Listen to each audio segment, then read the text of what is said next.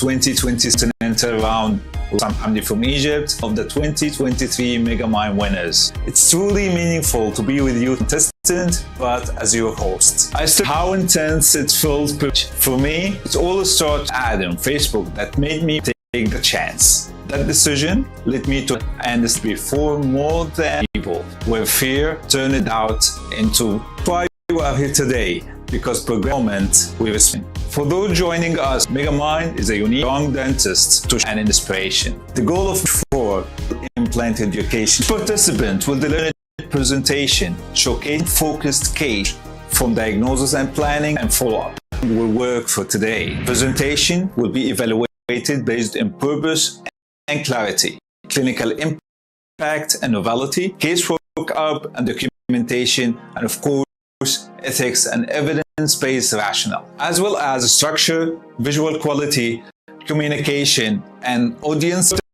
Participant will deliver a 15-minute presentation, and how will you manage the time will be a part of your evaluation. Honored to introduce our judges for the day. Please welcome Dr. Marcus English-Schalk and Professor Christian Dino. Thank you for providing fair questions for the day. And today, welcome our participant to league. Please welcome Dr. Senthil Murugesan from India, Dr. Bassem Fahl from Egypt. Also welcome Dr. Ahmed Hamdy from Egypt and Dr. Marwan Farahat from Egypt, Dr. Mustafa Gameel from Egypt, Dr. Rami Meshreki from Egypt, Dr. TAREK DIWAN from Qatar. One more highlight for today. This is a live and a historic night. For the first time, we are using an interpretation system to create a truly global stage where great implant clinician can present and be understood without any language barriers. Simply scan the QR code on the screen, select your preferred language, and enjoy every presentation in real time. Want to support your favorite speaker? Cast your vote during or after the competition in the official website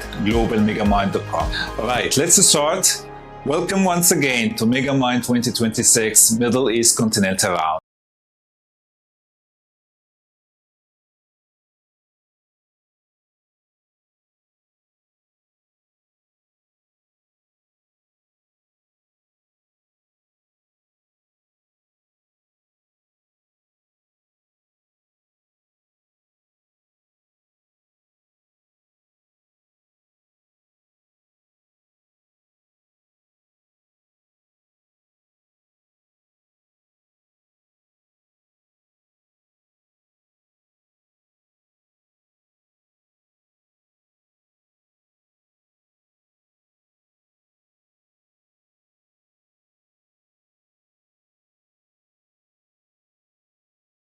Finding digital accuracy in full arch implant rehabilitation.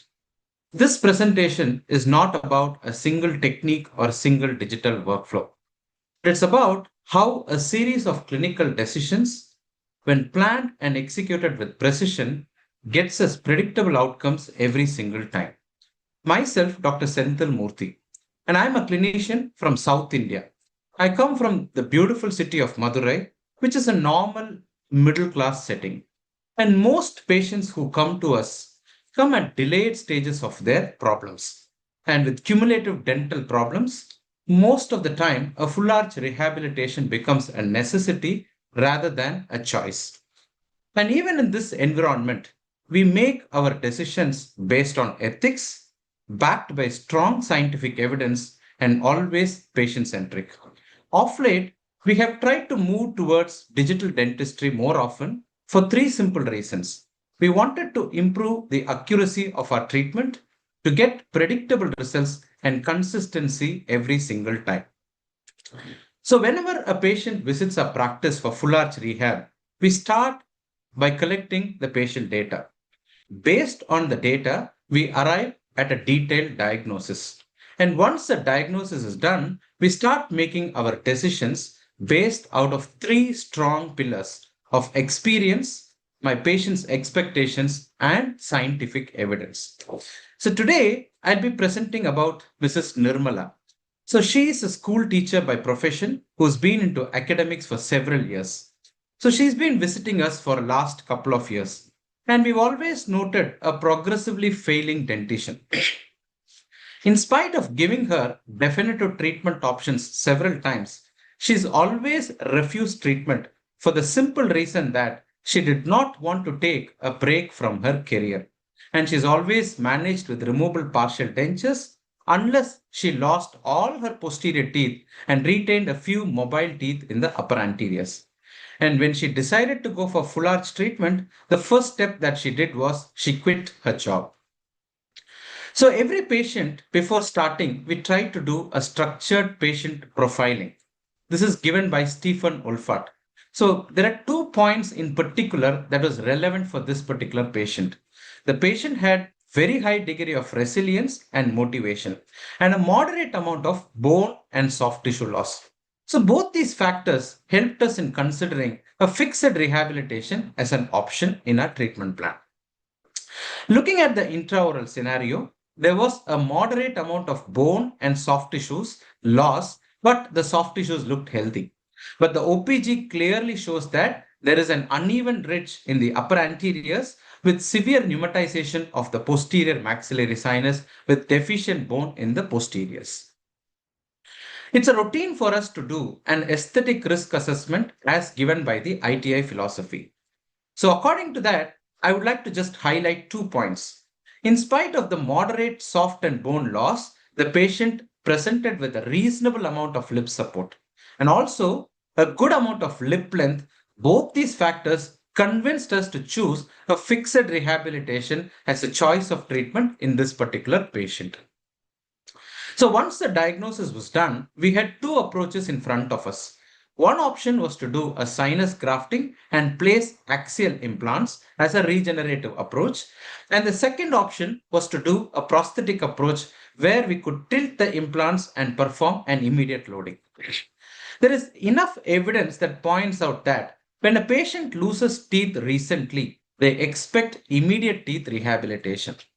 And also there is enough scientific evidence on long-term studies by Marlowe, which shows that tilted implants also have very high success rate at the rate of 94%. So we wanted to validate our diagnosis, which we could compare it with Karamis classification, and our treatment plan fit well into class 2 option B in the maxilla as well as in the mandible.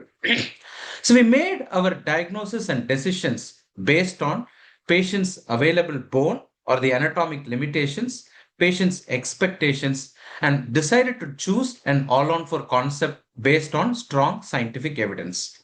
Once the diagnosis is done, now let's move into the execution phase.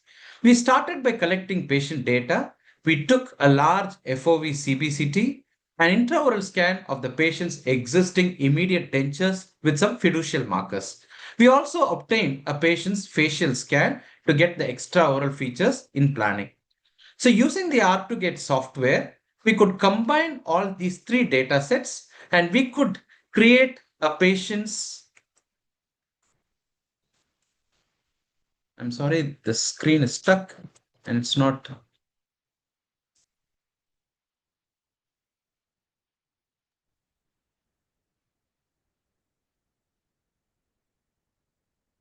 Hello?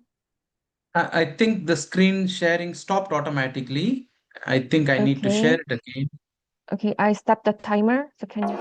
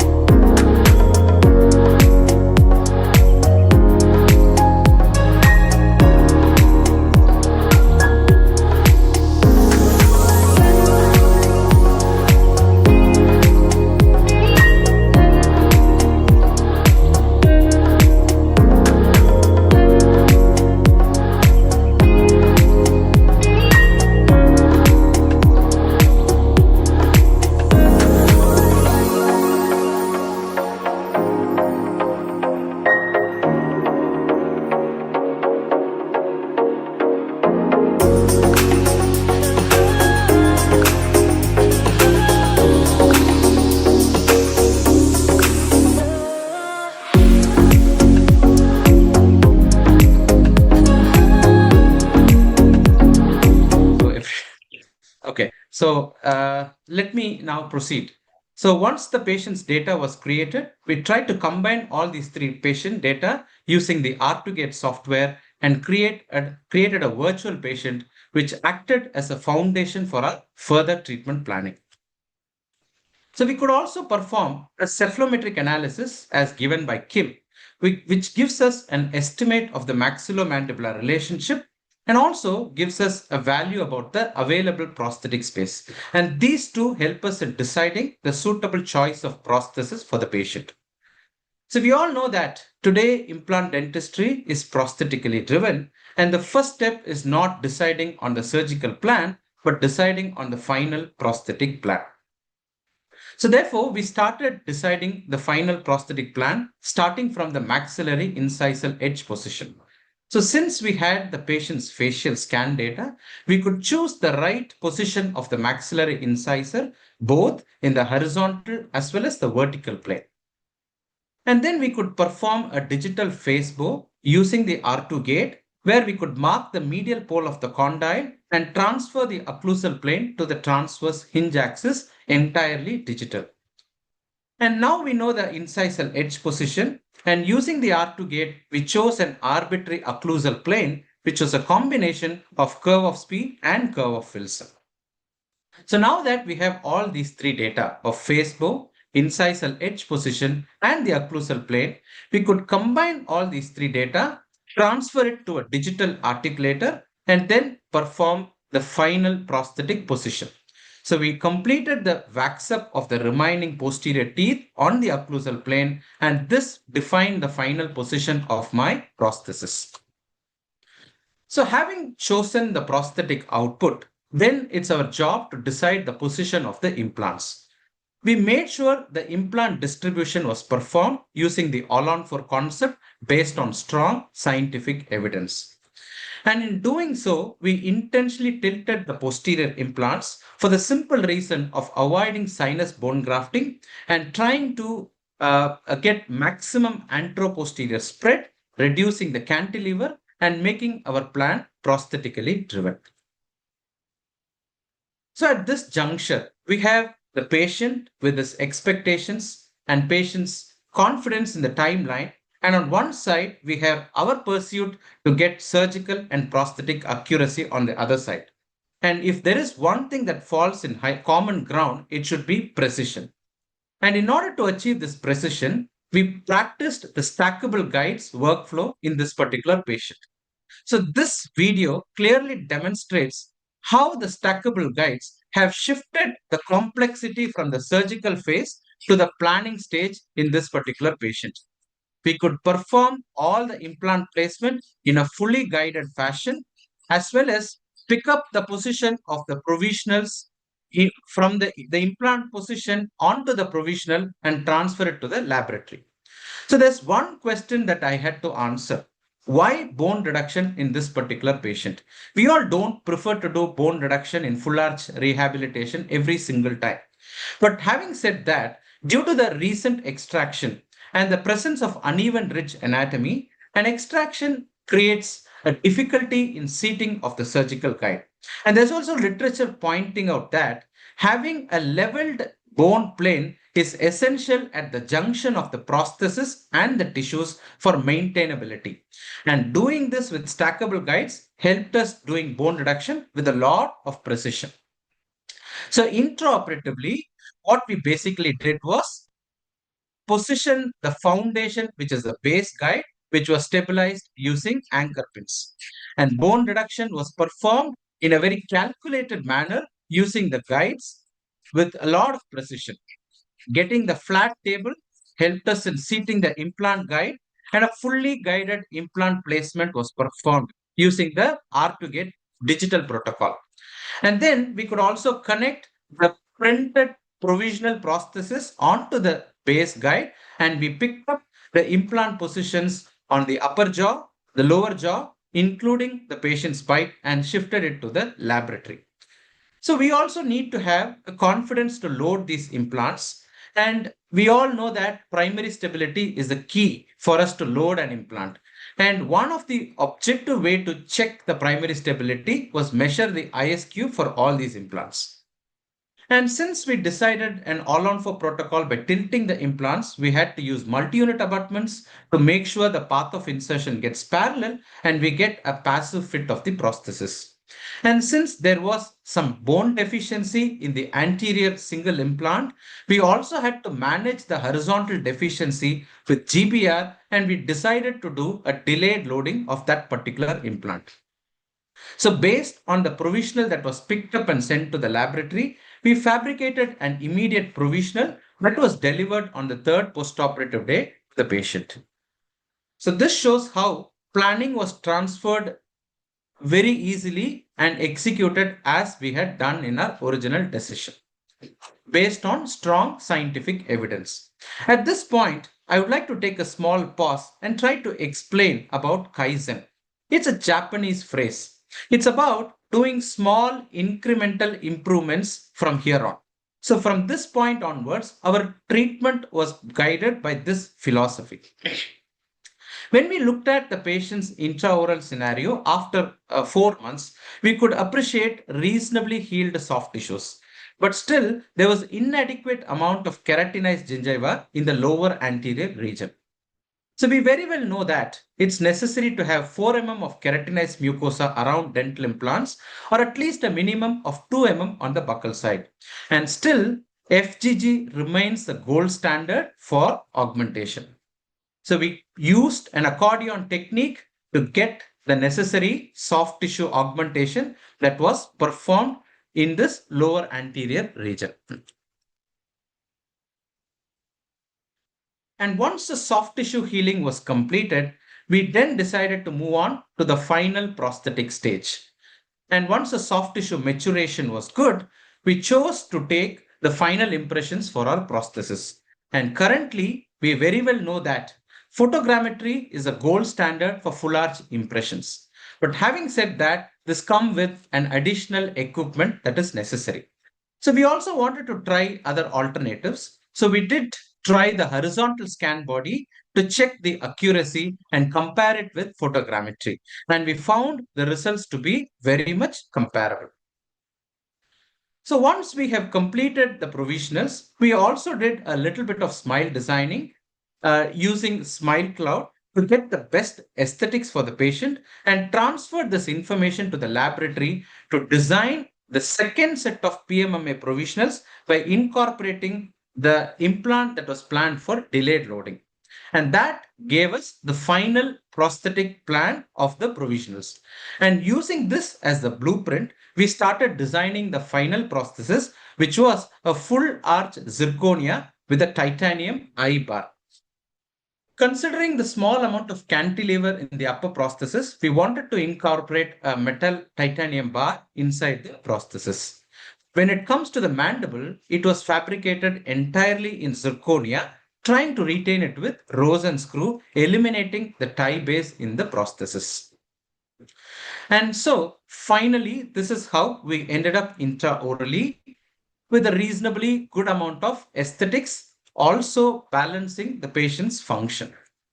And the design very well compensated for the loss of the hard and soft tissue, and it came as an FP3 prosthesis, but at the same time, we made sure the lip support and incisal visibility was quite good for the patient's face. So we ended up with a natural and confident looking smile on the patient's face. So my dear friends and respected judges, to conclude my presentation, I would like to mention that it's not in full arch rehabilitation, the challenge is not about the surgery or even the technology, but it's about how a series of clinical decisions that we make, like starting from diagnosis, deciding on the number of implants, what kind of technique we are going to use to place these implants, or even what is a loading strategy. And sometimes we might need biologic interventions. And even techniques like photogrammetry for measurements had to be considered. So, but all these decisions were made with patient at the center, making sure it is strongly backed up by scientific evidence, then precision becomes meaningful and outcomes become very predictable. And this was what we saw 1 year later with a stable amount of bone around all our implants that gave us the confidence about what we were doing. So finally, the work ended, but the smile remained on the patient forever. And this reminds us that what we do and why we do every single day. And with this, I would like to thank each and every one of you for listening to my presentation. And my strength is not my work, and it's all about my family and my team members and my extended team at my clinic. And they have always been my strength in everything that I have been doing. And if I have had this opportunity to be in Megamind, I think along with all these talented professionals, it's a huge challenge for me. And I strongly respect that. And all that I have tried to do is the very best I could do in a very honest and meaningful way from my part of the world. Thank you all so much for this opportunity. Thank you.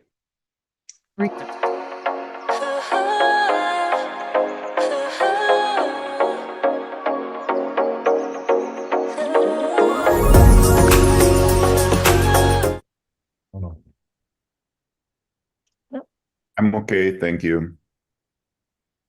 How about Professor Engelschak? Okay. Okay. Thank you for today. And so you can leave now. Thank you. Our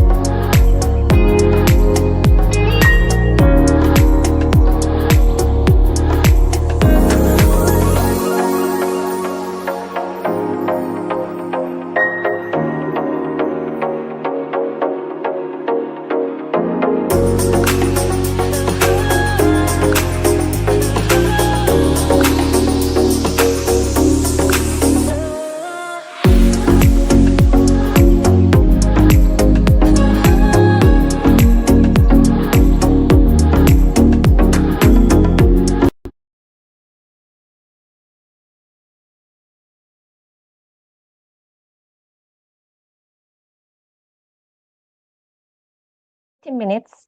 So if you are ready, please start. Good morning. This is Bassem Fahl, Assistant Professor of Periodontology, Faculty of Dentistry, Tanta University in Egypt, and Ambassador of Digital Dentistry Society in Egypt. Okay, our topic today will be BASS-FRANC protocol for dynamic full arch implant therapy. Our last episode in MEGAMIND competition, we talked about how to perform a personalized digital dynamics in full mouth implant therapy and see how we could transform the patient using the guided surgery and virtual wax-up designing to reach to an outcomes that it change the patient and make real dynamic transformation for these patients. This technique or this protocol was unnamed. In this presentation, for the first time, we named this protocol as BASS-FRANC protocol. This protocol is born in MEGAMIND 2026, updated through this journey, and moved to publication with Professor Francesco Mangano, the president of Digital Dentistry Society, and here has become the name BASS from Bassem and Frank from Francesco. This protocol is accustomed to the periodontally failed dentition. Let me start by the case of today. Again and again, periodontally failed dentition is still the problem, and a clinical situation is very hard to deal. So it needs extensive planning to be able to reach to a proper treatment plan and execution. These cases have problems in items of loss of soft tissues, loss of bone, and the main problem, plus the microbial loading, is the change of the stresses and the alteration of the occlusal scheme for these patients. These stresses aggravate the condition, it changes the VDO, and also changing the jaw relation of these patients. And as long as it continues, it leads to a better destruction, more destruction for this dentition and aggravating the condition too much till reaching to this dentition to be described as failed. And to be able to scientifically describe it as failed, we should go for the periodontal parameters, making periodontal shorting, assessing the amount of destruction and amount of inflammation, and applying the risk assessment parameters. And when we find that it's very high, so we could transfer to the full mouth implant therapy safely. And now we go for the protocol. Every letter in this name of this protocol refers to the step and sequence for the treatment. BASS, P biometric, because we will use the lateral spherometric biometric measurements, and making alignment orthodontic alignment software as a first filter for the wax-up, and the smile using the guidelines of digital smile design analysis based on the skeletal driven points in the skull, and also making functional registration more than once to reach to adaptive normalized occlusion and concept of final prosthesis. And here's come the name BASS-FRANC protocol for dynamic full arch implant therapy in the periodontally failed dentition. As a classical start, we should start by scaling and root planning. And yes, we will do that entities that shall be extracted because we need healthy gum, healthy mucosa to start our guided surgery in these patients. After data acquisition in items of intraoral scanning for the dentition and the current bite, we also check the CBCT for the availability of the amount of bone, and we check the amount of inclination, amount of destruction that leads us to the judgment of full mouth implant therapy. And again, we go for determining the real start of our treatment plan. To have a safe start and right pathway for the guided implant surgery, we should depend on a virtual wax-up because we're working digital. So does we really go for the virtual wax-up? Today, we will go for the better description for this virtual wax-up, which is personalized virtual wax-up. And let me show you how to reach to this personalized virtual wax-up in our protocol. Being biometric, depending on the lateral spherometric analysis, is very important to consider this part because we should know where the teeth in the future will be, not just the migrated ones. And also applying that or uploading these plus intraoral scanning in the orthodontic aligner software to be able to know the exact answer of why exactly we should return back these teeth. If there is some inclination, to what extent I should return back or retrocline these teeth, to what extent I should raise the video. All of these will be done personalized manner for the orthodontic aligner software, and it's considered the first line of filter of the wax-up based on a skeletal point, because orthodontists cannot make orthodontic simulation without depending on the skeletal point, because aesthetics without any skeletal truss, it will be a decoration. And enough decoration, we should go for more personalization plus beautification of the final outcomes. And here is the answer. This is how can I alignment? How can I make it again in the proper position? This is the first filter of the WAXAP orthodontic aligner software. And again, we now export the final outcomes of the orthodontic alignment that tell us where exactly we should place the first line or the first WAXAP, virtual WAXAP for our dentition. And then we make virtual extraction for these teeth to start the provisional WAXAP. Upon this WAXAP, we will go for the next step, the S-Smile, as a second filter for the virtual WAXAP to have a beautified and depending on the face form and the face lines, having the beautified virtual WAXAP. And the third filter of this WAXAP that give it the protocol, the second point of novelty plus the orthodontic aligner software, the function registration before we start the WAXAP, this function registration aims at know where exactly the teeth will move, to know the prosthetic envelope, not just prosthetic space. The envelope function that will, this prosthesis will function on this zone of prosthesis, not just a space or a prosthetic part. Upon gaining that, we could classify, or we could name the virtual WAXAP as motion-driven or motion-validated virtual WAXAP. We go for this virtual-driven WAXAP, motion-driven, because aesthetic occlusion always lies and movement does not, because aesthetics must obey function and compete with it, because destructive pathways must be revealed before implants are frozen into the bone, and also the WAXAP represents a future biomechanics, not just a smile preview. And from this point, we can go for the guided surgery.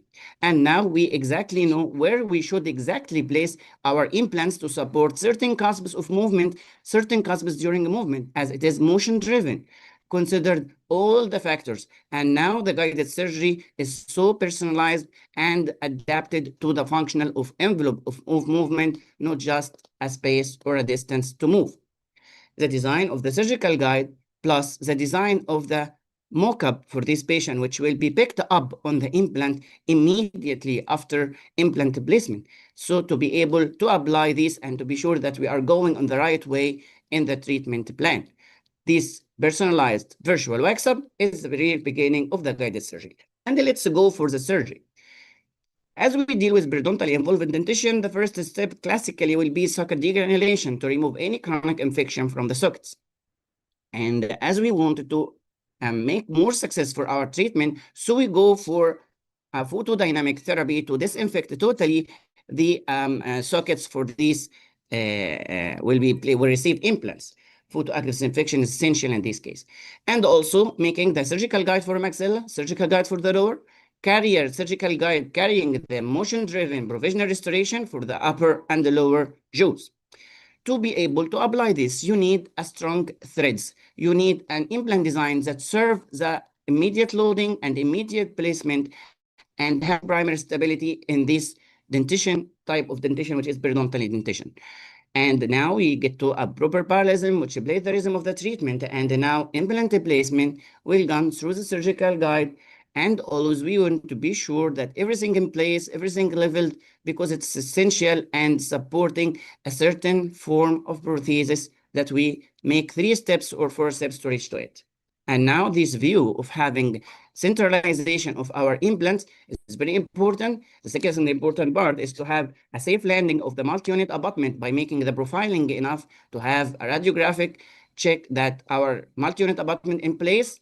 And now the carrying guide will place the pickup in place accurately as planned, and that's it. Next part, as we do in the upper, we do in the mandible. Okay, surgical guided placement, drilling, profiling, placement of our implants, and now safe landing of our implants to support the lower pickup as well. Okay, and before we go to makeup, we make intraoral and digital impression using horizontal scan bodies or any other digital impression protocol. No problem about that, but don't give up passivity. Why we take this? Because we wanted to deliver the provisional restoration based on the accurate placement of the implant without multiple areas of interfaces between composite and BMMA. And now the seating of it. And Also, we should make the jig, CAD/CAM jig, to be sure that everything in place. And also we use Inopite for equalization the forces in the right and the left. And now the provisional prosthesis based on the functional movements and force equalization will act as a deprogrammer for the osseointegration time. And that's how we promised the patient to do in the plan. And now in the prosthetic phase, after 3 months of loading, of immediate loading, we can go for beautiful mucosa, healthy mucosa. Now, after that, we go for adaptive occlusion because the neuromuscular adaptation already done after the deprogramming, and after that, we go for finalization of our prosthesis and again, function registration to the current adaptive occlusion. And we have designing, and after designing the prosthesis based on that, the final prosthesis, we can go for a final outcomes that serves the function and serves the movement. It is not just a beautiful teeth, it is more than that because it is dependent on all the factors personalized to this patient.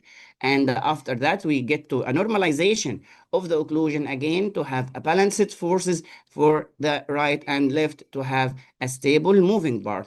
And the outcomes of the final prosthesis now come for the radiographic follow-up, radiographic check for this patient. That was the dentition before, that is the treatment. And after that, long life treatment. And this now, there was a plan for the patient, and this is the outcomes for this patient. Depending on that, we were having personalized dynamic virtual wax-up in the planning, and this personalized wax-up returns to convert to a personalized dynamic final prosthesis in the outcomes for these patients. And it is considered all the biometric measurements before for the start of the treatment plan. And we're designing the final prosthesis as group function, mutually protected occlusion. And also we take now the risk to determine the risk of our patient, and we will find that the implant disease risk assessment is very low in items of health of the restoration. And here we get to the transformation and real transformation from disease and the change of everything due to the periodontal involvement into a proper relationship between maxilla and mandible and in a proper movement, allowing this patient not just to have a smile, because this smile can be achieved by a clever ceramist or technician.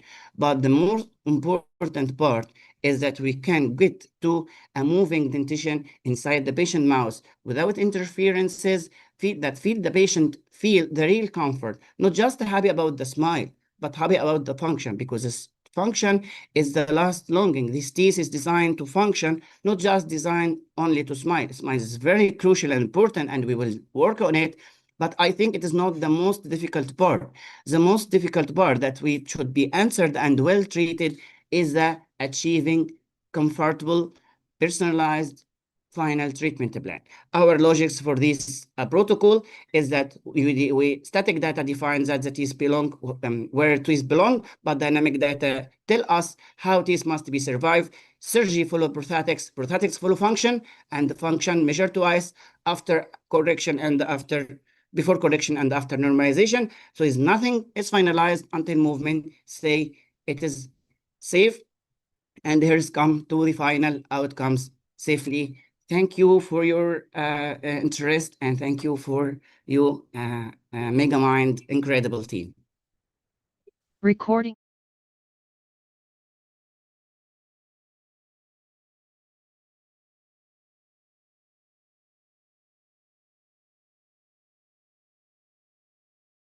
No, it was very clear and very precise shown. The pictures were quite nice. So I have no question. That's quite nice. Very good presentation. Thank you. Thank you.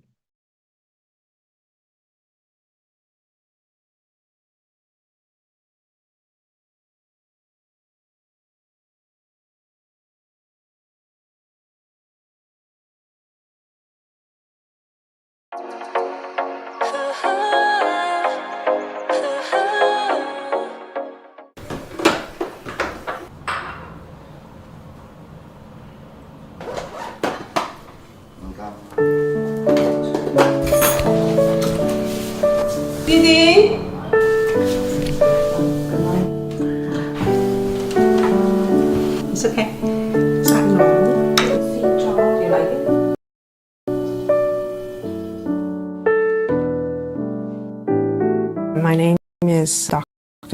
I'm a practicing prosthodontist.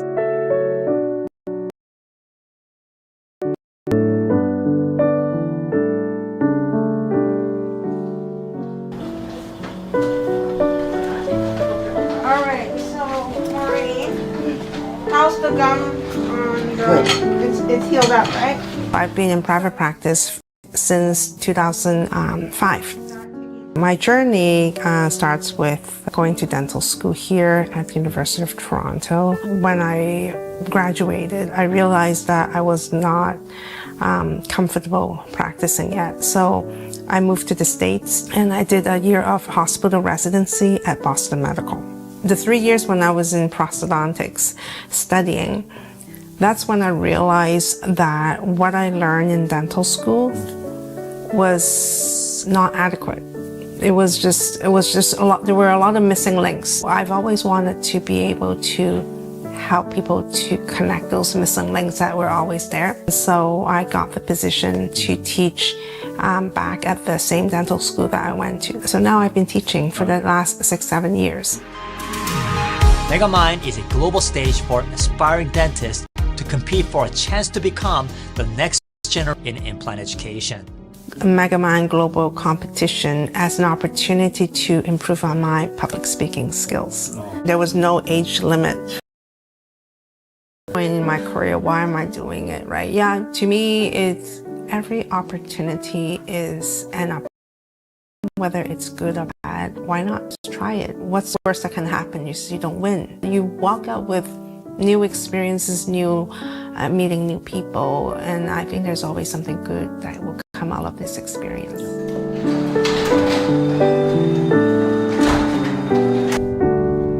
You know, part of me is showing my sons that I'm still learning, I'm not perfect, I'm not afraid to try new things, and that I might lose, and that's fine. I like to do what I tell them to do.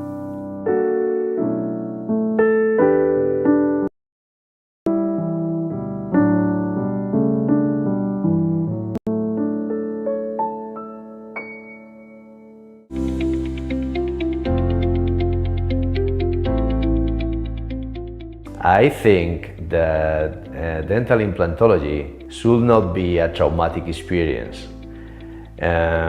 Should be the opposite. Should be more human, more close and comfortable experience to our patients. My name is Emilio Rodriguez. I am a dentist. I graduated from Alfonso X Sabio in 2003. I'm a specialist in implant dentistry since 2005. For me, becoming a dentist, it was not a sudden decision, it was natural. I came from a family of doctors where patient histories, pathologies, the particular vocation of the medicine is part of our DNA. I grew up in a dental clinic, and as a kid at the beginning was like a game, but I understand that the deep impact of the professions could be in a patient's life.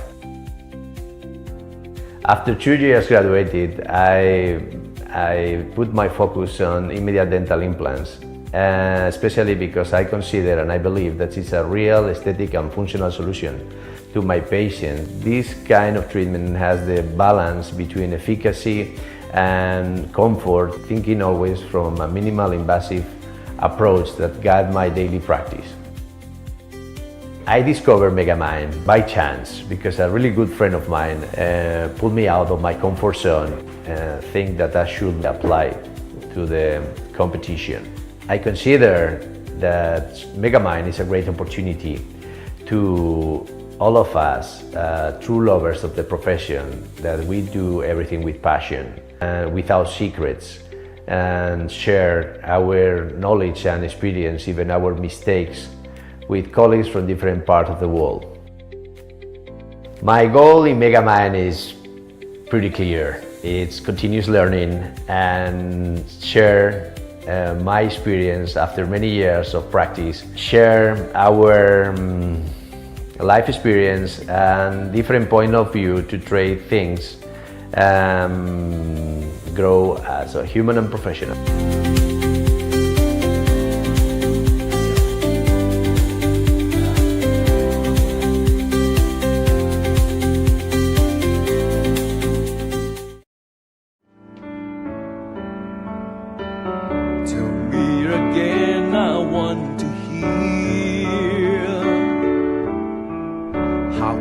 was lost and disappeared. What food you ate last night, how hard you bite the bone, remembering what I've told you.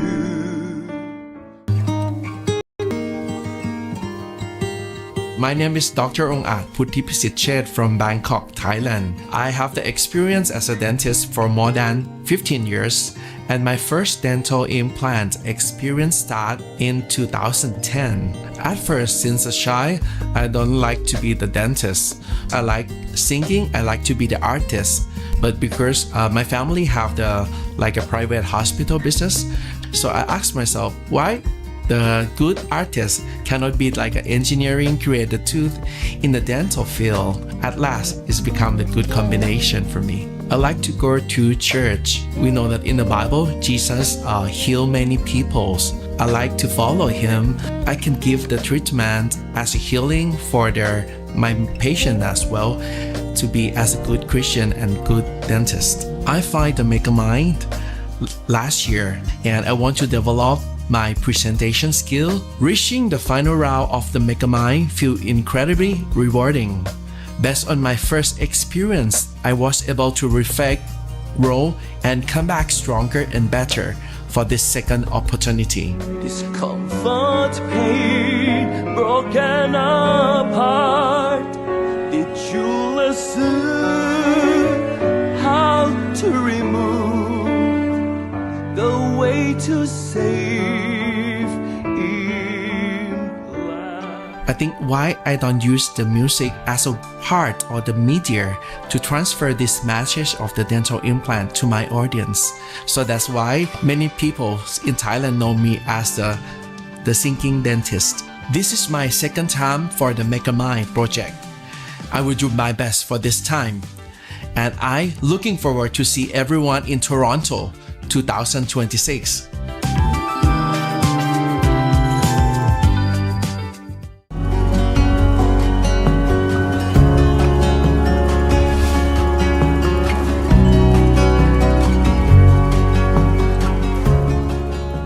Hi, my name is Marwan Farahat. I'm board certified oral surgeon and implantologist, and one of the finalists of Megamind 2024. I come from Slovakia, a beautiful country in the heart of Europe, known for stunning nature, national parks and mountains. I studied dentistry here and I graduated in 2014. Later, I completed my postgraduate studies in Austria, earning my master's degree in oral surgery and implantology in 2023. Today, I'm that of two beautiful girls and husband of my amazing wife. I love many sports, but what I love the most is spending time in nature, forests, every season. That's where I recharge. But before all that, when I had to decide what to do with my life, there was this popular TV show about emergency doctors. So I thought, yeah, I want to be one of them. But how did I end up becoming a dentist? Well, accidentally. I got accepted to both dentistry and general medicine. And on the first day of university, I joined the round registration line. I decided to give it a try. And surprisingly, I fell in love with it. I loved the all manual skills and the all hands-on work. After graduation, I started as a general dentist in private clinic, searching for my path. And I realized surgery is where I belong. Later, my wife, who's also a dentist, and I opened our own clinic. That allowed me to fully focus on implantology. For me, smile is a mirror of the soul, and implantology is the art of restoring that reflection. Bringing back joy and confidence to our patients. That's what truly matters. One of the most influential people I've met was Dr. Frank Zastrow. He introduced me to the world of autogenous bone augmentation. His passion shaped my thinking deeply. He is no longer with us, but I'm forever grateful, and I believe we'll meet again somewhere. My vision? To spread this knowledge. I want my passion to go further than me, and at the same time stay grounded. Just the down-to-earth implantologist treating his own patients.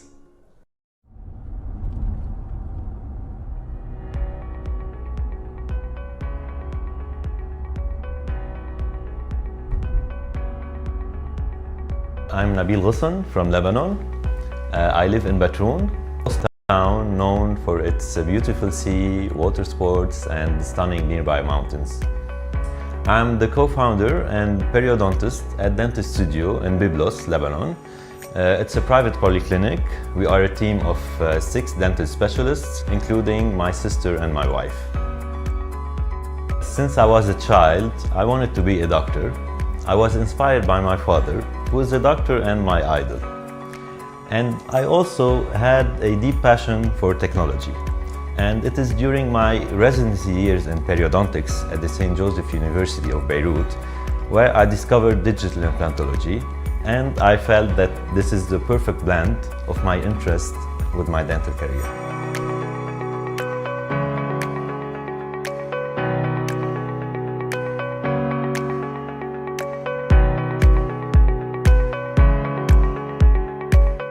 Since graduating, I practiced prosthetic and implant dentistry and then became instructor in guided surgery at the same university and later managed the craniofacial research unit at the Craniofacial Research Laboratory at the same university. I also founded a guided surgery service and training services for other dental professionals.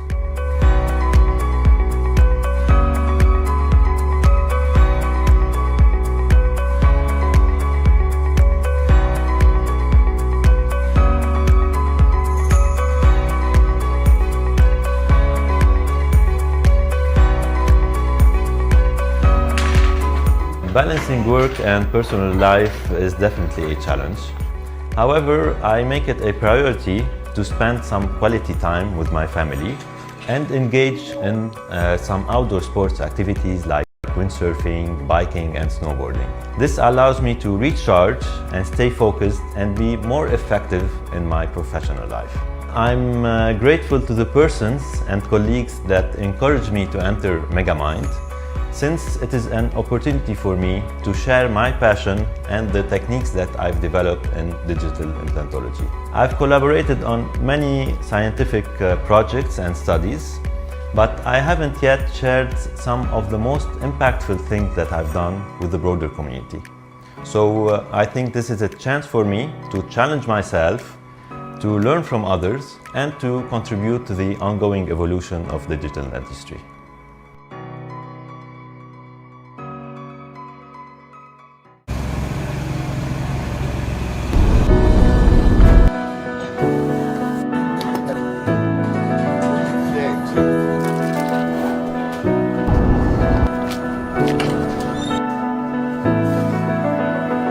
My name is Danny Domingue, and I'm a general dentist in Lafayette, Louisiana.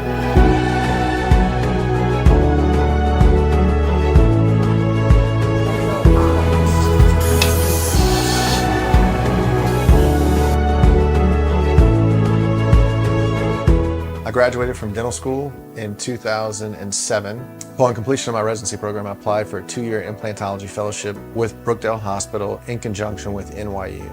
I always felt the need to come back to the city that helped raise me. After practicing for 6 years, I eventually moved back to Lafayette, and that's where I've been for the past 12 years now. I practice as a general dentist. My practice is mostly limited to implants. We do have a referral-based practice where more difficult cases that require, I do most of the surgical aspect, start out with the prosthetic aspect, and in that I've developed the Louisiana Dental Implant Lab that helps support me. So we're a full digital lab. We do take some analog cases, but that's like my playground.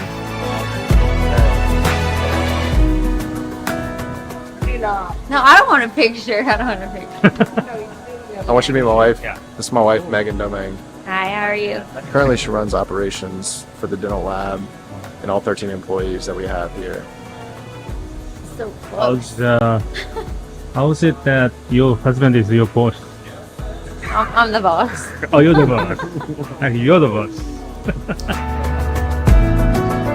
I have a motto for myself: work smarter, not harder. You know, in my small community, it's we only have 150,000 people. Isn't as big as New York City, where I used to practice. Patients here can't afford $30,000 treatment plans. So my goal in this was to help be able to lower my overhead expense by having a digital lab. So being able to provide the best level of care for at least amount of out-of-pocket for the patients as possible and giving them a wow factor at the end of their treatment plan. It looks good. Yeah, this is good. When I was in residency, my mentors were the guys that lecture around the world. You know, I looked up to them and I thought, you know, one day I want to give back to the younger generation. So as soon as I got out of a residency program, I wanted to lecture immediately. But I was so young, the sales reps wouldn't let me lecture for their companies. So I documented my cases, and I was showing things that I was doing, and that's kind of helped me get some speaking engagements. It's important to understand how to get a patient in from the 2D world into the 3D world, and once the surgery is performed, we'll convert our digital wax up. League America. Dr. Denny Domingo, United States of America. 21 of the best clinicians that I think are some of world-renowned clinicians, and me, just a general dentist in a small town, which sounds intimidating, to be honest. I'm expecting the best clinicians in the world to present their best cases on a very big stage. I'm gonna do the best that I can at a mission in life to do the best for others. And God really has a purpose for me. Creating that purpose and showing him what was possible for me.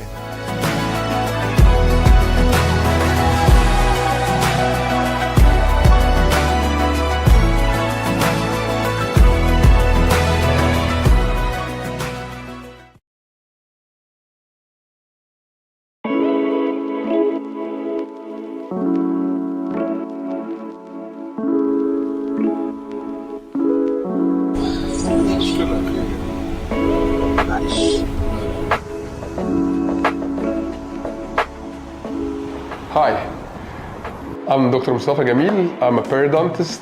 I born in Egypt and I spent my whole life in Cairo, Egypt.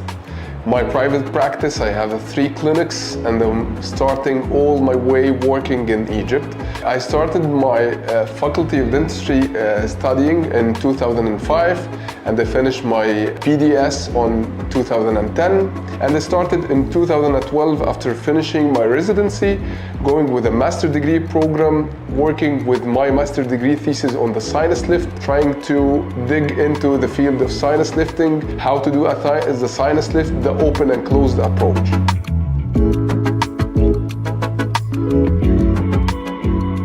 Starting my day early morning at 6 a.m. to have a chance to meet my kids before going to school and taking them to the bus where they go to the school.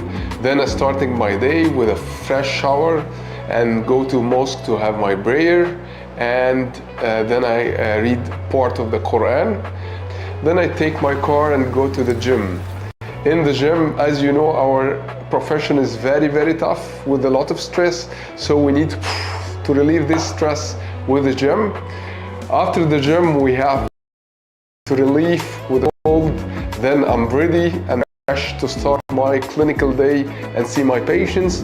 While I'm in the car, I'm starting talking to my receptionist and check do the patients are ready or not, to talk with my team to prepare everything for our day. As you know, the dentist is like a family member. We are trying to build a good relationship with our patients. It's not about money, it's all about reputation, about delivering the best for your patient. Especially when we are talking about implantology, it's not a hit and run. Most of our cases may take 1 or 2 years to finish, from augmentation, soft tissue and hard tissue, temporization, scans. It's a lot of work. So if you don't have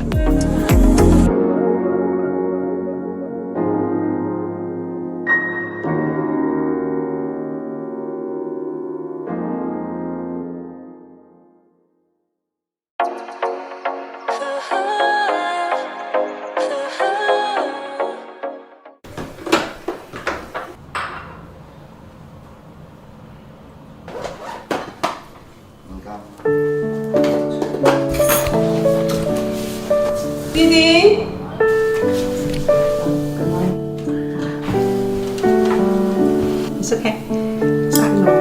Do you like it?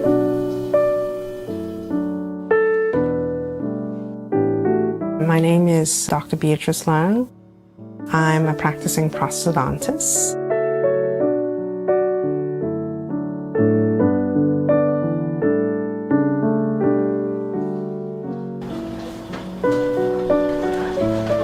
All right, so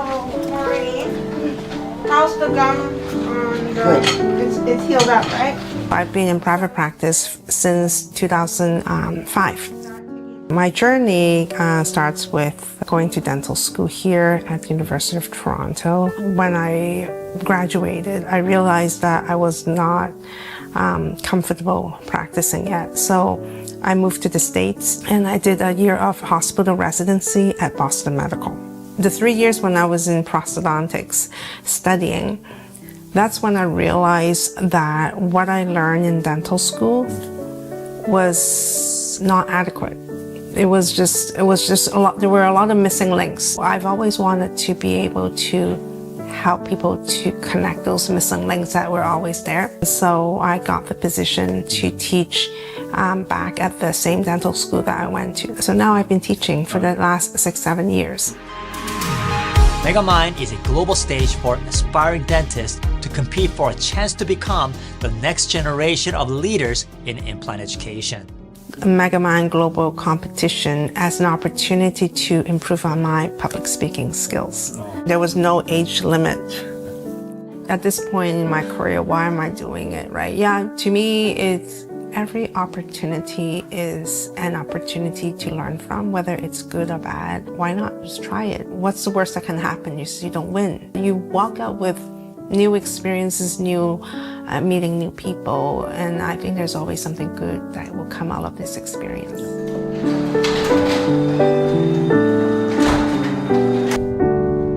You know, part of me is showing my sons that I'm still learning, I'm not perfect, I'm not afraid to try new things, and that I might lose, and that's fine. I like to do what I tell them to do.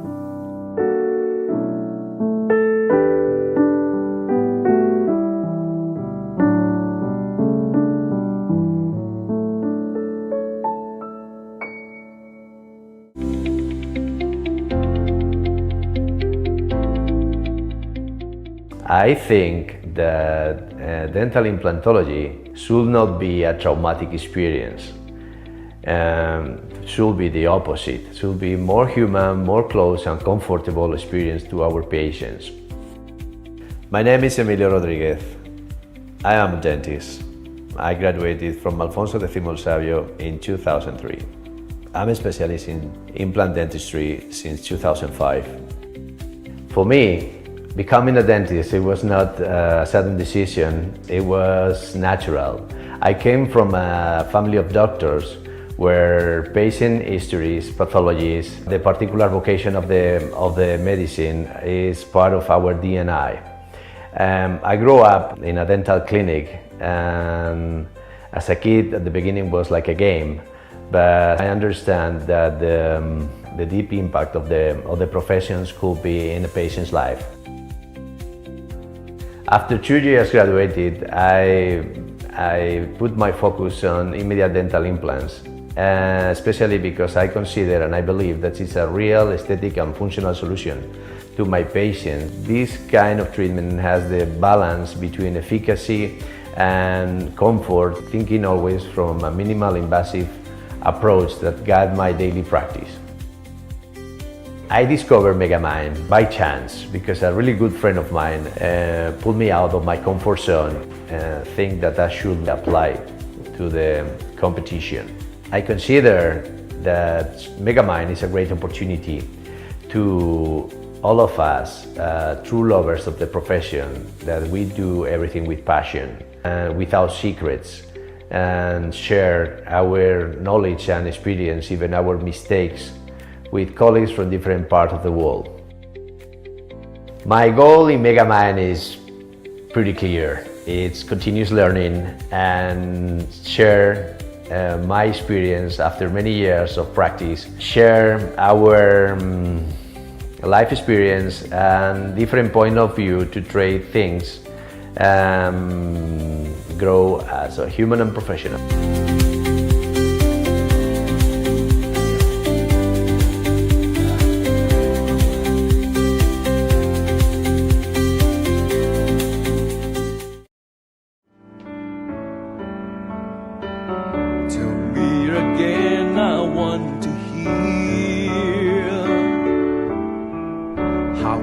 Was lost and disappeared.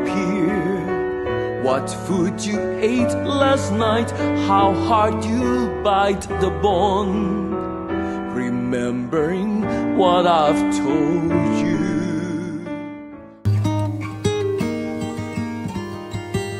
My name is Dr. 𝐌𝐄𝐀 𝐑𝐨𝐮𝐧𝐝 from Bangkok, Thailand. I have the experience as a dentist for more than 15 years, and my first dental implant experience started in 2010. At first, since a child, I don't like to be the dentist. I like singing, I like to be the artist. But because my family have a private hospital business, so I asked myself, why the good artist cannot be like an engineering created tooth in the dental field? At last, it's become the good combination for me. I like to go to church. We know that in the Bible, Jesus healed many peoples. I like to follow him. I can give the treatment as a healing for my patient as well, to be as a good Christian and good dentist. I find the Megamind last year, and I want to develop my presentation skill. Reaching the final round of the Megamind feel incredibly rewarding. Based on my first experience, I was able to reflect, grow, and come back stronger and better for this second opportunity. Discomfort, pain, broken apart. Did you listen? How to remove the way to save implant. I think why I don't use the music as a part or the media to transfer this message of the dental implant to my audience. So that's why many people in Thailand know me as the singing dentist. This is my second time for the Megamind project. I will do my best for this time. And I looking forward to see everyone in Toronto 2026.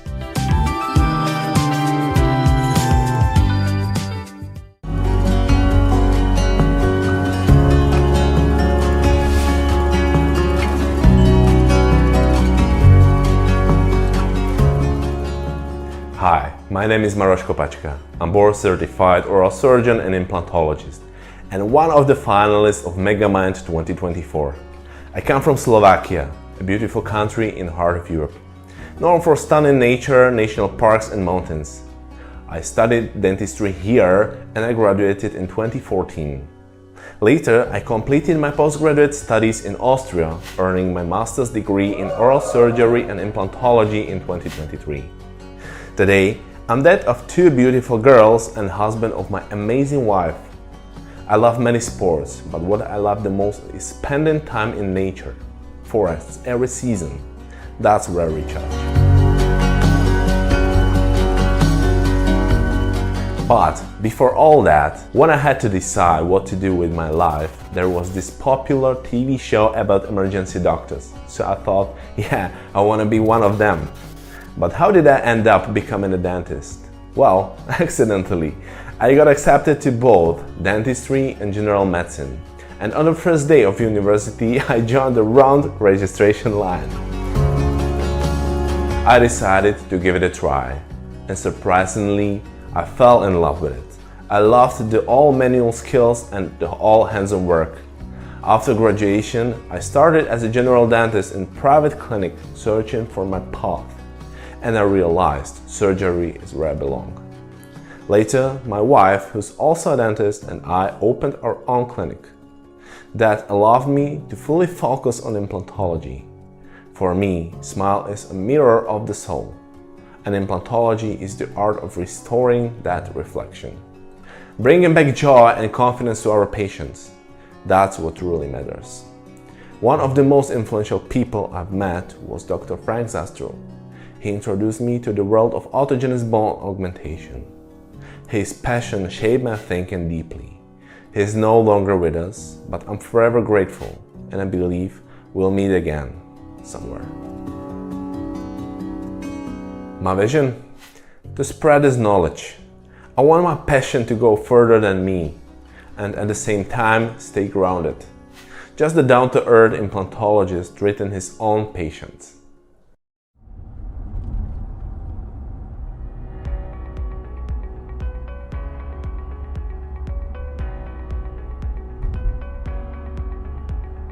I'm Nabil Ghassan from Lebanon. I live in Batroun. It's a coastal town known for its beautiful sea, water sports, and stunning nearby mountains. I'm the co-founder and periodontist at Dentist Studio in Byblos, Lebanon. It's a private polyclinic.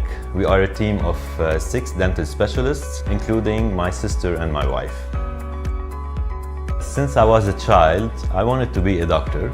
I was inspired by my father, who is a doctor and my idol. And I also had a deep passion for technology. And it is during my residency years in periodontics at the St. Joseph University of Beirut where I discovered digital implantology, and I felt that this is the perfect blend of my interest with my dental career.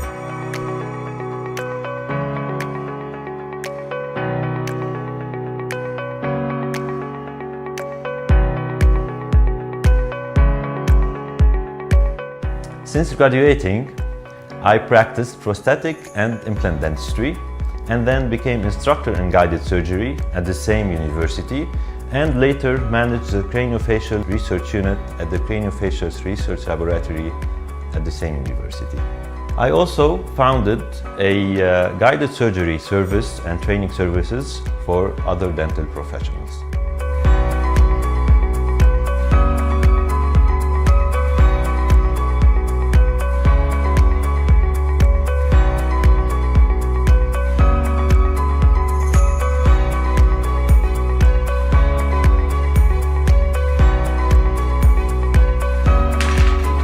Balancing work and personal life is definitely a challenge. However, I make it a priority to spend some quality time with my family and engage in some outdoor sports activities like windsurfing, biking and snowboarding. This allows me to recharge and stay focused and be more effective in my professional life.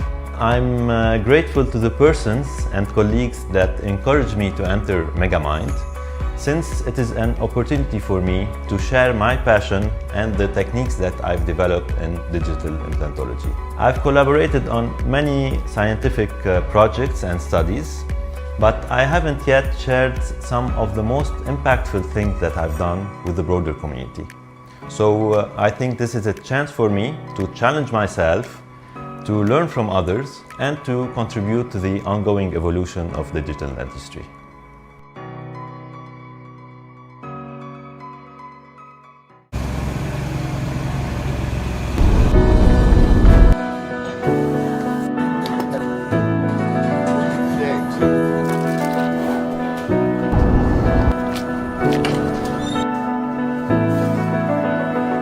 My name is Danny Domingue, and I'm a general dentist and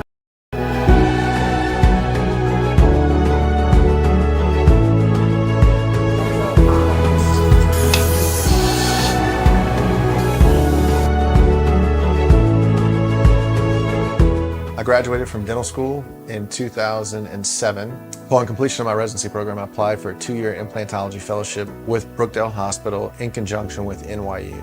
I always felt the need to come back to the city that helped raise me. After practicing for 6 years, I eventually moved back to Lafayette, and that's where I've been for the past 12 years now. I practice as a general dentist. My practice is mostly limited to implants. We do have a referral-based practice where more difficult cases that require, I do most of the surgical aspect, start out with the prosthetic aspect, and in that I've developed the Louisiana Dental Implant Lab that helps support me. So we're a full digital lab. We do take some analog cases, but that's like my playground.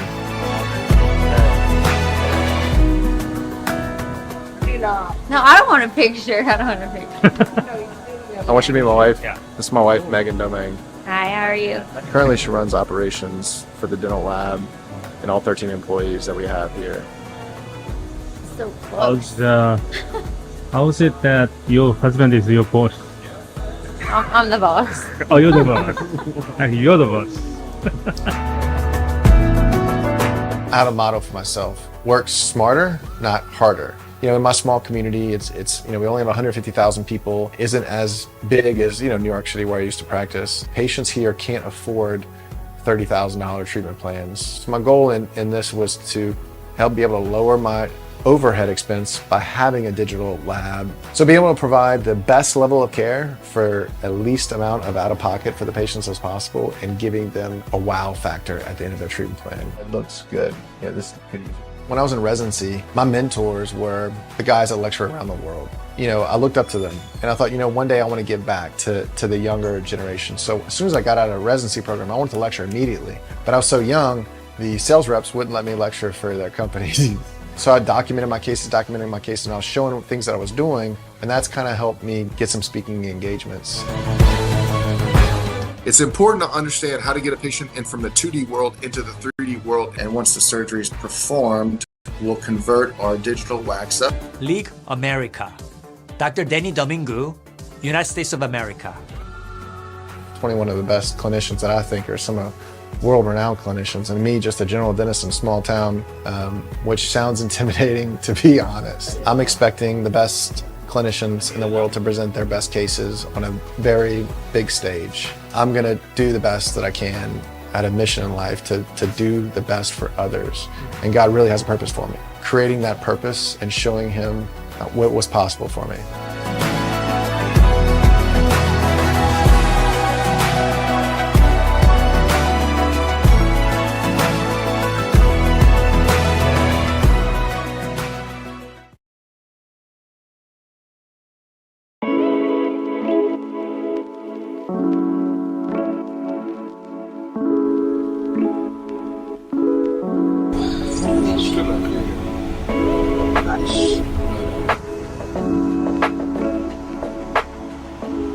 Hi, I'm Dr. Mustafa Gameel. I'm a periodontist.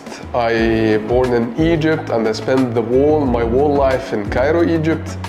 My private practice, I have 3 clinics and I'm starting all my way working in Egypt. I started my Faculty of Dentistry studying in 2005 and I finished my PDS on 2010. And I started in 2012 after finishing my residency, going with a master degree program, working with my master degree thesis on the sinus lift, trying to dig into the field of sinus lifting, how to do the sinus lift, the open and closed approach.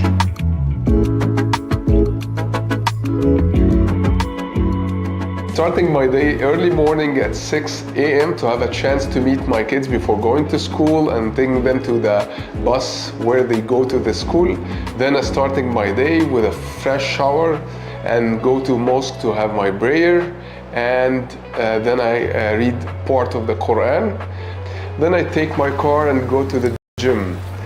In the gym, as you know, our profession is very, very tough, so we need to relieve this stress with the gym. After the gym, we have to go to the pool to relieve with the cold. Then I'm ready and fresh to start my clinical day and see my patients. While I'm in the car, I'm starting talking to my receptionist and check do the patients are ready. Talk with my team to prepare everything for our day. As you know, the dentist is like a family member. We are trying to build a good relationship with our patients. It's not about money, it's all about reputation, about delivering the best for your patient. Especially when we are talking about implantology, it's not a hit and run. Most of our cases may take 1 or 2 years to finish, from augmentation, soft tissue and hard tissue, temporization, scans. It's a lot of work. So if you don't have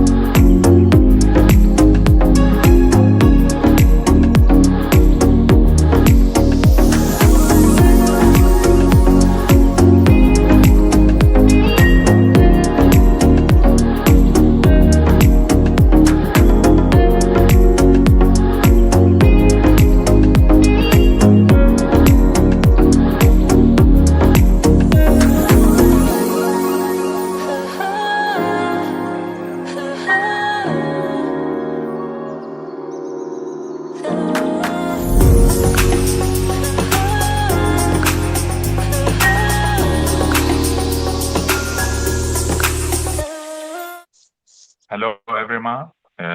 Good morning from Egypt. Good afternoon in Toronto. It's a real honor to be here with you today at the MegaMind Continental Round competition, surrounded by great minds and bold ideas. My name is Ahmed Hamdy. I'm an assistant professor of periodontology and implantology at the Faculty of Dentistry at the British University in Egypt. And my topic today is one of the most challenging and rewarding implant topics in modern implant dentistry, which is immediate implant placement and loading in the aesthetic zone. And my presentation title is Precision Under Pressure. And pressure here is not a dramatic word. Actually, it's so real because in the anterior maxilla, we are not just replacing a tooth, we are replacing a smile, building confidence and facial aesthetics. So let's start with the fundamental biological problem we have, that once the tooth is extracted, the socket does not remain stable. We see rapid remodeling, especially in the buccal plate. Studies have shown that 40 to 60 reduction in ridge width and height, as well as thinning of soft tissue and loss of craterral mucosa could happen. As shown here in the healing timeline diagram, the first weeks are critical. By 2 weeks to 2 months, major bone contraction occurs. That's why delayed implant placement often comes with aesthetic compromise. So immediate placement was introduced to counteract this collapse. An immediate implant offers a lot of advantages, such as reduced treatment time, reduced surgical steps, and better patient compliance, and also a tissue preservation. But yet, this technique inherits some difficulties. This slide simplifies the treatment options we have after tooth extraction.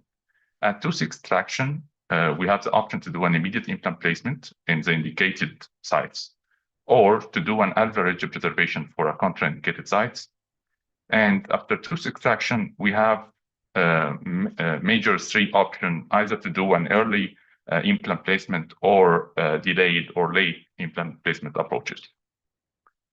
So the disadvantage inherited in this procedure, immediate implant placement, could be the difficulty to close the open socket, which is in case you are doing a flapless approach, or the difficulty to close a flap if you do release a flap with potential lack of craterral mucosa. The other difficulty remains the attainment of primary stability because of the discrepancy between implant dimension and the extraction socket, as well as the aesthetic complications because of the soft and hard tissue changes following tooth extraction.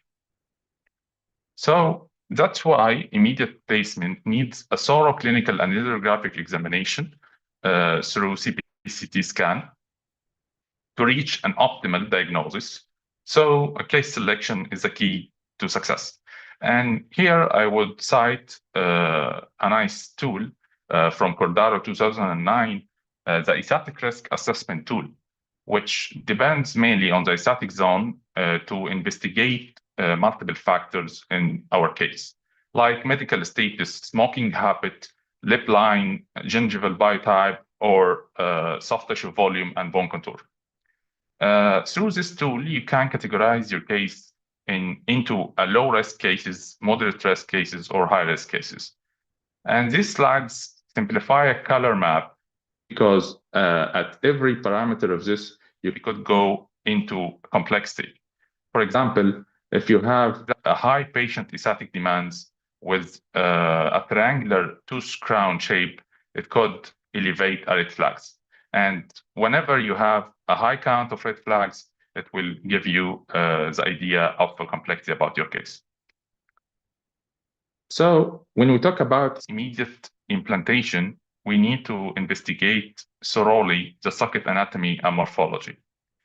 And regarding this, and thanks to the AI tools we have in our planning softwares, we can do a segmentation protocol for our CBCT scan and virtually extract the tooth to see how the extraction socket morphology and anatomy. And here you can see clearly how you have a fenestration inside the labial bone of this case. So when we analyze the socket here, we need to rely on two different classifications, the CAN classification and the Elian classification. Elian classification is the most commonly used classification because it classifies the extraction socket into three types. The type 1 with an intact labial bone and intact soft tissue coverage. The type 2, intact soft tissue coverage, but we have a deficiency in the labial bone. And type 3, which we have a combination defect between soft tissue and labial bone. But CAN classification is really important because it classifies the position of the root inside the bony housing. You may have a type 1 with abundant palatal amount of bone that you can engage your implant in, and you may have a type 4, which concludes that the root takes all the space of the bony housing. So it's a contraindicated for immediate implant placement. That's why we need to clearly analyze the extraction socket before we try to do our treatment plan. Based on this, we are going to discuss this clinical presentation of one of my cases. This is a female patient came to my clinic complaining from a failed restoration.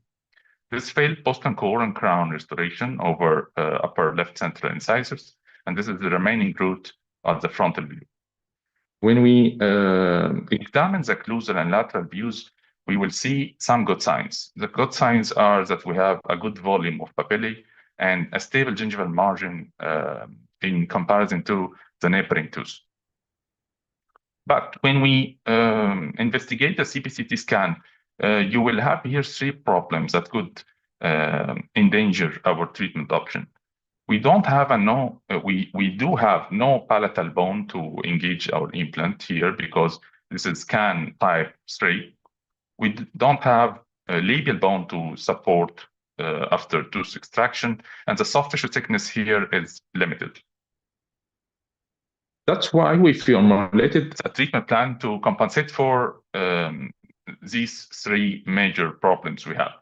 The treatment plan includes to make a full digital placement protocol using a surgical guide and a prefabricated PMMA crown, to utilize a very aggressive implant design to ensure high initial primary stability that serves the purpose of immediate loading, and to put some bone particulate graft to support the collapse that would happen after tooth extraction in the soft tissue profile. Let's start. But before we talk about implant placement, we need to talk about extraction protocol. And in every immediate case, you have to be minimally invasive and as atraumatic as possible. That's why we use here a combination between two traumatic instruments, that is the peritomes and the root extractor, in order to get the root out with ease. Then comes the stage of degranulation, where you have to degranulate the extraction socket to reach a clean surface before the draining sequence starts. And here you can see exactly how the dehiscence at the labial bone at the extraction socket site. After doing a manual curettage of the granulation tissue, you will find here a clear view of a clean socket with the bone or bare bone inside and some vascular supply. The third stage is a drilling sequence using the surgical guide and the Megagen guided kit in a drilling sequence according to the manufacturer guidelines, by using a pilot drills and sequential drills until we reach a prepared osteotomy site for our implant. Here, this is the implant placement stage. We used here a Megagen Aneroid 3.5 and 15 millimeter a long implant to get well anchored at the apical bone beyond the root apex. Then we started to try our prefabricated crown in place. Then we removed it and placed some bone graft at the coronal part to support soft tissue profile, but unfortunately I don't have this video for the bone graft. This is the 48 hours after placement of our provisional crown, and fortunately the patient needs to correct something about this crown I had the opportunity to see how the healing is going in a 48 hours, a very short-term follow-up. And surprisingly, I found a nicely healed socket with a nice epithelialization stage that occurs. And here, it's interesting to propose this concept published by Capello, Italy in 2015.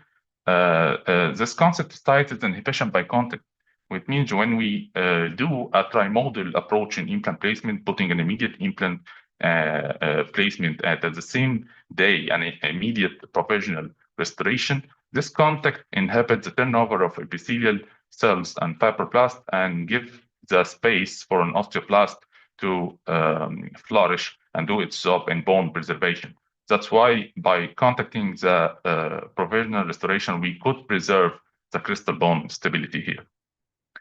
The second debatable topic in the immediate implant dentistry is the filling the gap. Do we need to fill the gap with bone graft between the implant and the socket wall or not? Some authors say yes, some authors say no. Here I would refer to a recent article by an Egyptian group of researchers. They investigated the dimensional changes after flaplet immediate implant with or without bone grafting. If we jump into their conclusion, we will see here that they concluded there is no difference between putting bone or not in preservation of the alveolar bone dimension. But if we dig deep into their results, in the section of crystal bone level changes, you will find that they got better results in the group with the bone graft group. That's why I recommend, especially in my case, to put bone graft to fill the gap and to support soft tissue profile in this case. After 3 months of provisionalization, this is the outcome, a well-engineered soft tissue foundation for crown. Here is the lateral view. The convexity is preserved, the soft tissue volume is preserved, and also the papilla is in its place. So we are ready to do a crown. So we took a scan and do a custom zirconium abutments and a custom zirconium crown as well, with a field dysplastic layering for aesthetics. The soft tissue emergent profile is engineered according to the EPC concept for creation of emergent profile design, and the crown made accordingly. I used here some blue M gel and oxygen bed gel to boost the healing and repulse the bacterial colonization. Then we started to secure our custom zirconium abutment here in place. Subsequently, we put the crown over. This is an occlusal view at the 0 hour immediately. And here's the 2 weeks follow-up, and you can see clearly how bland is the soft tissue, how the papilla is stable in place, and the gingival margin is at the same level as the neighboring tooth. This is a 1 year follow-up, nothing changed, everything in a good condition. The same blending option is found. So after 1 year, we have a stable gingival margin, we have a stable ridge contour, and also we have a stability at the bone level and the soft tissue level at the CBCT follow-up. This is a final smile from our beautiful patient, and she's satisfied, so I'm also happy with the result. So my take-home message, my recipe for an aesthetic outcome in every immediate situation is to do a subcrystal and palatal positioning, plus securing at the same time individualized healing abutment for posterior immediate implants. And for aesthetic region, we have to use an immediate provisional crown. Plus, whenever possible, you can use a connective tissue graft to support the soft tissue profile in that case. And here you could mask any complications that could happen at the bony compartment. Thank you so much for your attention, and I'm here for any questions. Thank you. Recording stopped. Thank you for your presentation. So the judges, do you have any questions? No, it was brilliant, really, honestly. Yeah, it was very, very nice. No questions. Thank you so much. Thank you so much. Thank you. Okay, how about Christian Dinu? I can feel the university. I can smell the university in your lecture. So yes, I'm used to actually. Yeah. Beside all the graphics and everything, which is something else because somebody else can do nice graphics, but you cited literature and everything was crystal clear. Thank you so much for that. Thank you, Dr. Marcus. Thank you.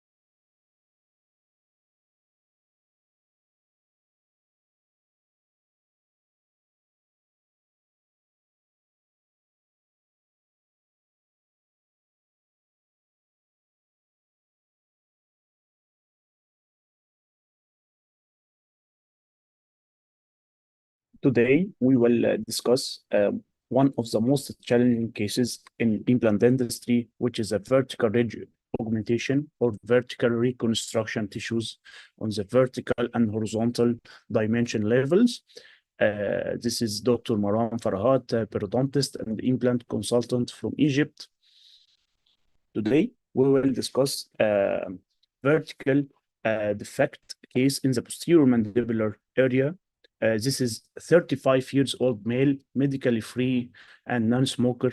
He came to our clinic with severe vertical bone deficiency or vertical bone defect in lower first molar tooth. His complaint was he is unable to chew properly on the right side due to he had been extracted this tooth from 10 years ago. So patient needs was clear. He needs to have implant supported restoration with preservation the integrity of neighboring teeth. He didn't accept to do bridges or partial dentures. He want to reconstruct his ridge with bone and soft tissue and to can chew properly on this side with crown supported with implant supported restoration. So after clinical and radiographic examination, we revealed severe vertical bone deficiency and severe horizontal deficiency with severe tissue deficiency. So we decided to do some steps or some phases to reconstruct the biological tissues of this patient in this site and to provide long-term implant stable tissues with crown on the aesthetic and functional level was accepted for the patient on the long term. So we started to do our treatment goal as this. Phase 1, to restore the vertical bone volume for implant placement and to correct the vertical bone dimension and soft tissue dimension of the alveolar ridge and to place the implant in the most accurate 3D prosthetic position and then to restore and maintain this patient on the long term according to the maintenance protocol for long-term implant success. So we started with the preoperative photos and cone beam CT to reveal or demonstrate the deficiency we had. After proper examination of the cone beam CT, we decided to do vertical bone augmentation using khoury technique to use very rigid scaffold as autogenous bone plates and using autogenous bone particulates as it will provide the biological regenerative material to regenerate this critical defect. And then we decided to take our autogenous bone from the same surgical site to decrease the morbidity for this patient. We properly examined the external oblique ridge to take the proper dimension of the autogenous bone block with a proper safety margin from the inferior alveolar nerve. We started to do some orthodontic treatment first for this patient to correct the mesial grafting in neighboring teeth, and then doing some fissure sealant for neighboring teeth too, as this patient is high caries index to preserve this teeth in the long term. We started with the surgical phase now. We reflect a full thickness flap after infiltration local anesthesia.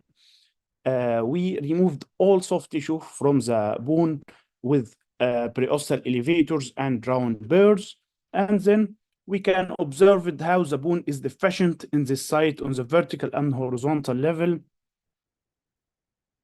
I started to harvest our autogenous bone block from external oblique ridge with the proper dimension according to our plan. This is the autogenous bone blocks after harvesting, and then we started to split this autogenous bone block into 3 plates to define or to reconstruct 3D dimensional critical defect. And then I started to got some autogenous bone chips using bone scraper from MEA, which is the biological regenerative biomaterials we used in this difficult case. We need a bone graft with high osteogenic potential for this critical defect. So after splitting the autogenous plates, I started to support or fix the buccal plate and lingual plate to define the alveolar ridge contour. And then I fixed the crystal part or the third plates on the crystal level to support the vertical bone graft. And we filled all the spaces with autogenous bone particulates to create a stable biological box or chamber for proper or healthy regeneration, to create healthy environment for the bone graft to regenerate and forming newly formed bone, which will be solid and well integrated into the native bone and autogenous plates of patients. And then I used to use PRF membrane or plasma-rich fibrin before suturing to enhance the healing and enhance the vascularization of soft tissue. And one of the most key factor for the success of bone augmentation is the free tension closure, which is the most important or one of the most important key in this case, especially in the vertical deficiency, because we have very big challenging in closing this soft tissue, which is deficient from the start.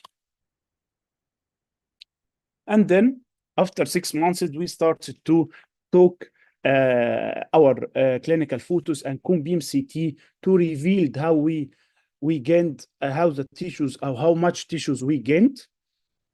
On clinical examination, we observed vertical bone gain on the soft tissue level.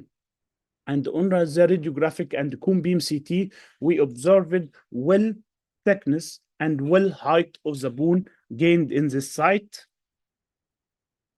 We reopened our flap, full thickness flap, and then we can observe how the bone graft is well solid and well integrated in our native bone and in our autogenous bone plates. And then I removed the bone screws and started to place our implant in the most accurate prosthetic position. The implant was placed properly in the proper 3D prosthetic position in epicochronal and mesiodistal and buccolingual dimension. And then I harvested connective tissue graft from the palate with the de-epsilization free gingival graft technique. And I used to cover my crystal and buccal part with connective tissue graft, especially after vertical augmentation cases, to create sufficient soft tissue height above our implant, which will support the crystal bone after loading and prevent crystal bone loss on the long term. And after 3 months, we will observe how the tissues was gained in the vertical and horizontal dimension. But still, I have some deficiency in the keratinized tissues and vestibular depths. So I decided to do some soft tissue refining with vestibuloplasty and free gingival graft to create proper band of keratinized tissue, which is the most or one of the key important point for the long-term implant success, to have stable tissues around your implant. After 6 weeks, we can observe how we gain sufficient keratinized tissues and stable tissues around our implant, how we gained a nice emergence profile for the first molar tooth, and the vestibular depth was recreated again. After the orthodontic movement is completed, this fissure sealant, you can observe the fissure sealant in the molar site. We started to do the final restorative phase. This patient did PMMA as a temporary crown, but he didn't accept the screw access hole in the crown. So we decided to fabricate a customized titanium abutment with a cemented zirconia crown for this patient, but we take care during cementation of this crown to make the finish line equigingival or supragingival 0.25 millimeter to prevent the cement migration beyond the gingival level. And we can observe now how the keratinized tissue and soft tissue is very stable around our crown, and how the soft tissue fills the spaces between the crown and neighboring teeth, and the crown now is look and like and function like the natural dentation. And this is how we started when we had nothing to place an implant properly in prosthetic position, and how we end with a nicely looking crown with stable biological soft tissue and bone around our implant that will guarantee our long-term implant success for this implant. This is pre-apical X-ray, which demonstrate a stable crystal ball level after 1 year of loading. Thank you. Recording stopped. Okay, thank Thank you, you. Doctor. Thank you for your presentation. So Thank the you, sir. judges, so judges, any questions? No, not from my side. How about Christian? I wonder if you have, at the end of the case, you have placed only a periapical radiograph with a crestal view of the implant. I wonder if doing such an important vertical and horizontal reconstruction, would it be nice to have a CBCT at the end of the case? Or I don't know, 6 months or 1 year post function. Do you have one, or you prefer to place a periapical, or you just have a periapical radiograph? Yes, this patient did before 2 times MCT. So we have some issues to do more than 2 comb beam CTs for patients, especially some eligibility in our country. Mm-hmm. Okay. So we only observe the patient in maintenance phases with periapical X-ray, and we need only comb beam CT if we want to place implant or we have problem. Mm-hmm. Okay. I was wondering also the flap management to be explained better, because this was one of the most difficult parts in this reconstruction, the soft tissue management in covering the big volume of bone that you placed. So in the future, these are key points, and it's nice to show them. Thank you. Okay. Thank you so much. Thank you. Okay.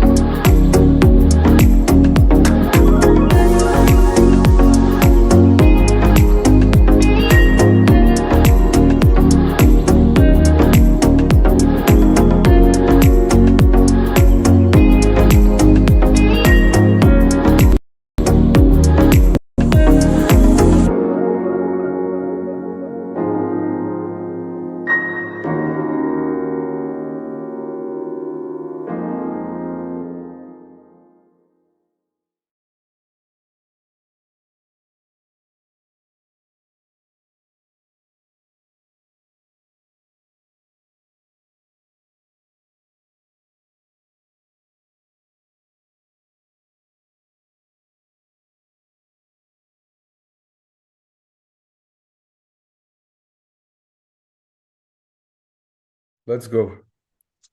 Hello, everyone. Here's Dr. Gameel from Cairo, Egypt. My topic for today is immediate post-extraction treatment protocols and asking, do we have a gold standard or not? Because for the past 15 years practicing implant, the only problem or the main problem is not related to osseointegration. It's mainly related to aesthetics, maybe metal shadow, mid-facial recession. That's why I want to highlight the understanding of biology, consequences of tooth extraction, what are the available treatment protocols for post-extraction sockets, the rule of guided surgery, do it improve the outcome or not, and eventually a decision tree and conclusion. Immediate post-extraction is one of the topics that highly covered with literature regarding the positioning to fill the gap, the kind of grafting material we are using, and the soft tissue grafting. But first, I want to highlight the consequences of tooth extraction, which means whenever we extract, we always expecting unavoidable resorption, as the bone has its blood supply mainly coming from the periosteum. That's why we are aiming always for atraumatic extraction, the endosteum, and the periodontal ligaments, which are highly attached to the very thin bundle bone. So immediate post-extraction is one of the protocol that reported to reduce the amount of resorption instead of 4 millimeter horizontal and 2 millimeter vertical. As you can see here, we can reach 0.4 and 0.6 only in horizontal and vertical. So this is a case came to me after 10 years placing an implant supposed to be osseointegrated, and it took me like 2 hours to remove it using a trifine and piezoelectric. So if you consider this a success, maybe it's osseointegrated, but absolutely it's a failure in aesthetic and patient satisfaction. One more case, after only 1 year placing an implant elsewhere in another office, the patient is complaining, as you can see, from metal shadow, which needs at least to do a soft tissue grafting to maybe compensate for this loss. And the worst ever, this young lady, she is a dentist, placing 2 implants, as you can see, in a mesiodistal and epicocoronal position, and buccolingual is absolutely in not a correct position, and decision was only to remove, but the patient refused to remove the implant, and we took a decision in just to do a soft tissue grafting to cover or to compensate for the vertical and the horizontal soft tissue loss. So these cases are very, very disappointing. That's why I'm feeling with a responsibility toward the community, toward the candidates, how to make them do immediate post-extraction in a better way. Immediate post-extraction, maybe we can see in the clinic every day and many times maybe in 1 day. So to the immediate post-extraction, in the ideal way, we need to be familiar with the diagnostics. One of the famous classification from Dennis Smith regarding the labial bed of bone and Dennis. So I will split my lecture into treatment protocols for every class. Type 1, which means I have a good Dennis, I have an intact labial blade of bone. Type 2, we have a good gingival margin and Dennis, but we lost the labial blade of bone. Maybe it's already lost from the preoperative CBCT, or unfortunately after extraction we lost it. Type 3, which is periodontally compromised, in this case, of course, not indicated for immediate post-extraction. So in going through the guided surgery and rule, this is number 2 for the rule of 5. Make sure that you are placing your implant in the ideal 3D position. Number 3, gap matters. To fill it or not, of course, it's a debatable, but in the aesthetic zone, we always fill whenever possible, especially with allograft, with the same rate of bone formation. But the most important, never ever let your implant touch the labial bed of bone or touch the shield. Number 4, implant design. Of course, implant design plays an important role, and not only the implant design, the osteotomy preparation to get the ideal primary stability for immediate post-extraction and immediate loading, and eventually soft tissue by type. Soft tissue by type and soft tissue enhancing with soft tissue graft is very crucial. As you can see on the screen, this is all the immediate implant treatment modalities, starting from soft tissue grafting, dual zone, ice cream cone, soft socket shield, and VST. I will try during the upcoming slides to show you every single technique, what are the indication and what are the advantages. Starting with dual zone, if you are lucky and have a type 1, which is very limited in our daily practice, I love to apply the 3-visit concept. In the first day, all you need to do atraumatic extraction, placing your implant in the ideal 3D position, fill the gap with bone graft, and seal the socket. When the patient comes back after 3 months of an eventual healing, all you need to do a dual scanning protocol, and on the 3rd day, you can just deliver the crown. And always love to focus not only the short term, even on the long term. After 8 years in function, we still have a stable bone level on the radiograph and the CBCT, and even good soft tissue and facial aesthetics. The protocol number 2 is soft tissue augmentation together with immediate post-extraction, where if you have a thin labial beta bone, focusing on placing your implant in the ideal 3D position, augmenting the soft tissue with a tuberosity, one of the very nice, and filling the gap with bone graft. And you get these results after 3 months of undisrupted healing. If you take a look deeply, you can find that we have preserved the bone the same as the contralateral tooth. And it's a very good comparison even for the root submergence, which I'm gonna talk in the next slide about it. Let's come to the socket shield under the umbrella of PET or partial extraction therapy. I'm more or less biased to this technique because you cannot find a good outcome or the best outcome even only in this technique. Socket shield is proposed by in 2010 by Markus Herzler and Otto, the German group. Then in 2016 modified by 𝐼𝐿𝐿. The technique depending on deceiving the body biology by extraction the palatal shield, keeping the labial one attached to the thin bundle bone to keep the blood supply. And here is 7 years follow-up. That's why I'm biased. You can see a very nice contour stability as if we didn't extract one day. One more case showing internal resorption. We always start with sectioning of the roots, doing preparation and thinning. I need the shield to be 1 millimeter thickness, no more, because I need the blood supply, not the shield itself. And I need it to be at the bone level, not to expect any future exposure, and to support till the line angles, especially if you're aiming for supporting the papilla. Then placing your implant as usual in a palatary position, placing your grafting and do socket sealing. And this is the early healing, 2 weeks, very nice, stable. 2 months follow-up, we still have pointed papilla, and with some molding, you can see enormous soft tissue between 2 implants.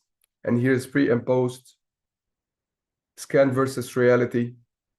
And even 10 years, we still have a good stable papilla, gingival margin. And if you compare the baseline to 10 years, we have a very nice outcome.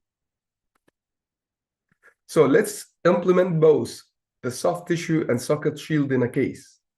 Here's a handsome man with a high smile line. And as you can see from the CBCT, we are absolutely lacking the labial beta bone.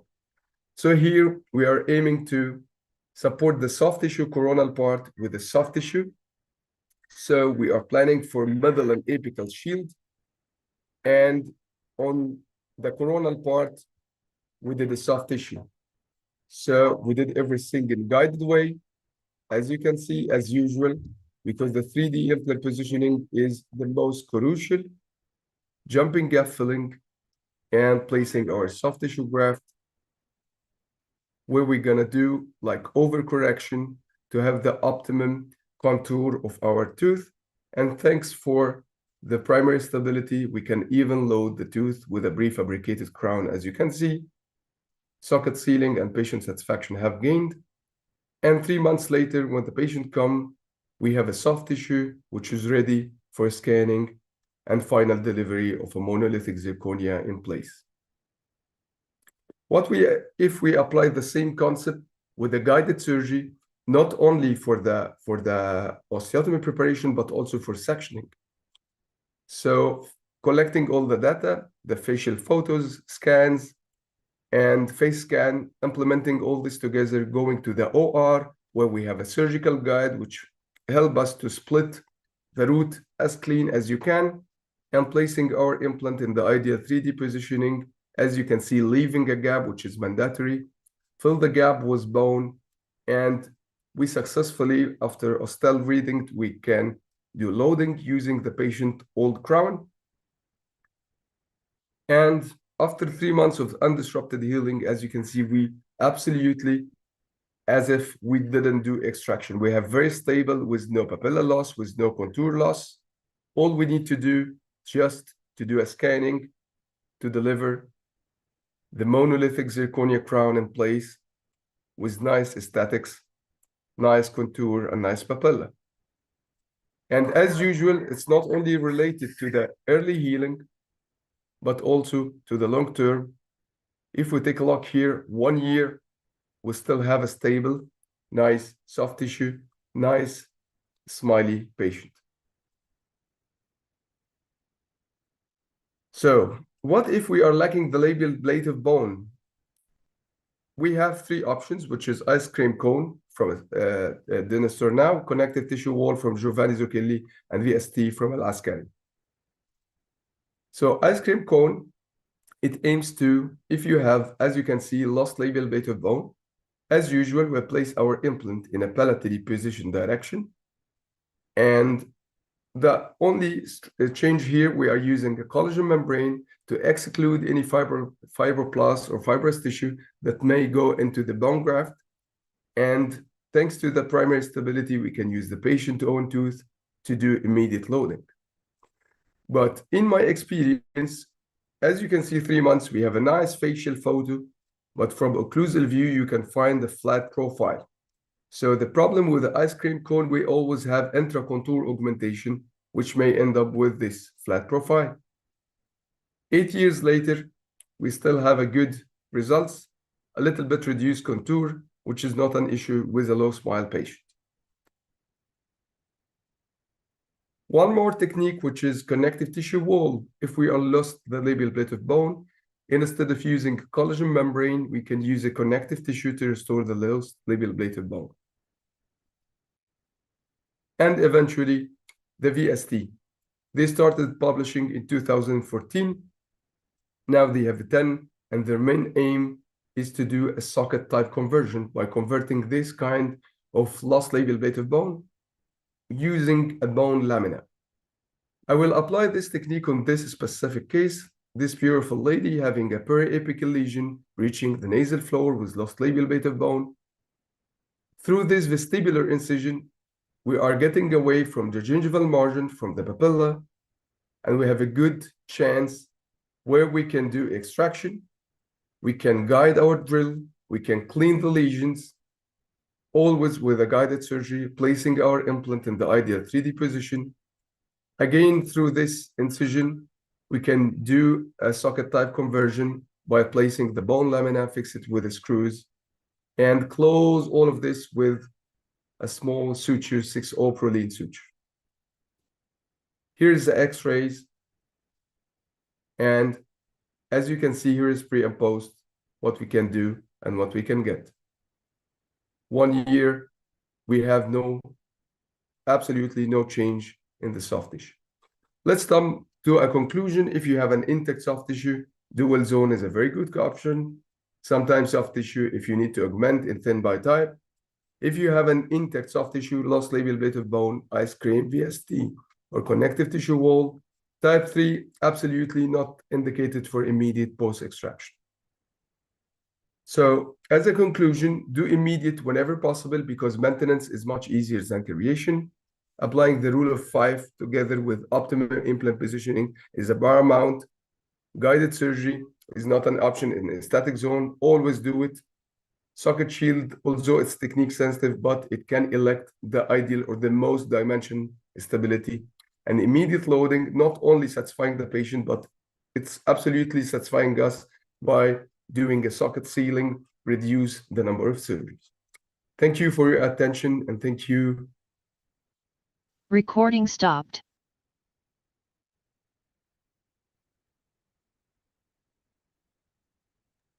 Okay, thank you for your presentation. Thank you for your attention. Thank you. brilliant presentation. Beautiful cases. Very nice, evaluated.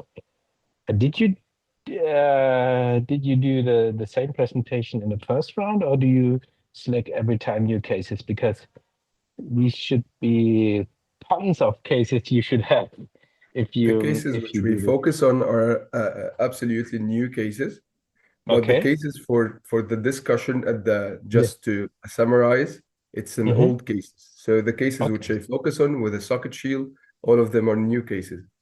Okay, crazy. Very nice. Okay. How about Christian? I enjoyed the presentation. Thank you. No questions. Thank you.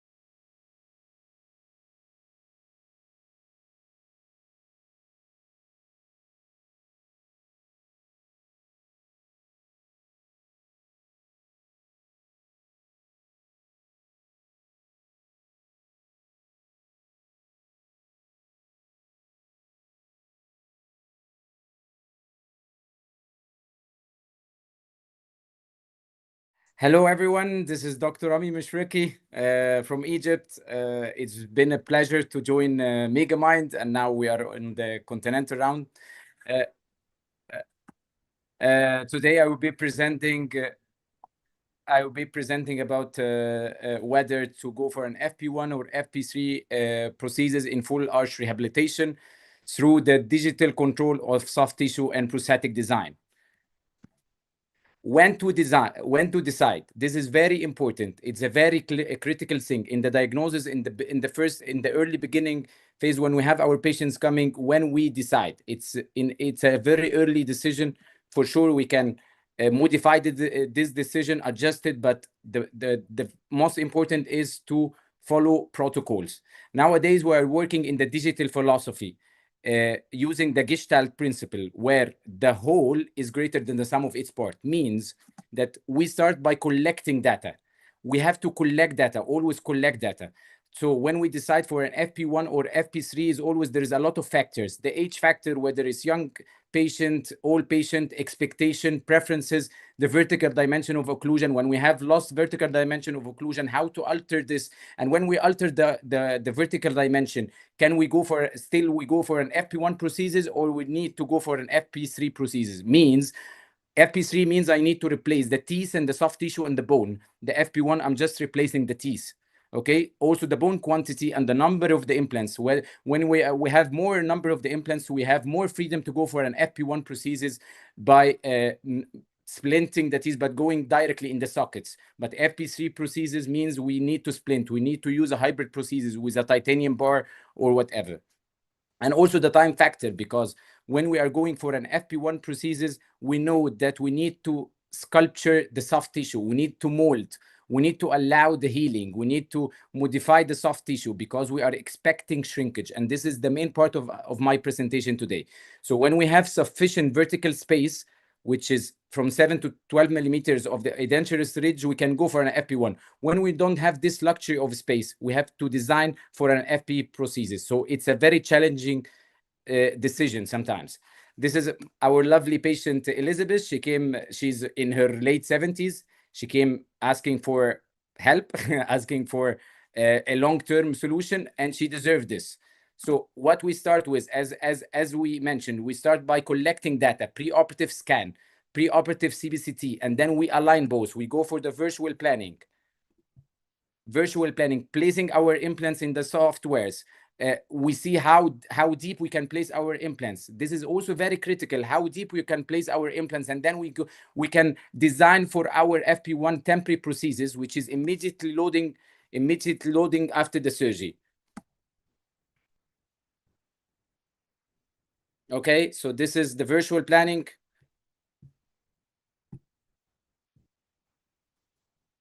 And then stackable guides design, we go for a stackable surgery here, stackable guide design, and then we go for the guided surgery, placing our stackable guides, extraction, placing our implants in the perfect prosthetic position. And this is also very critically important.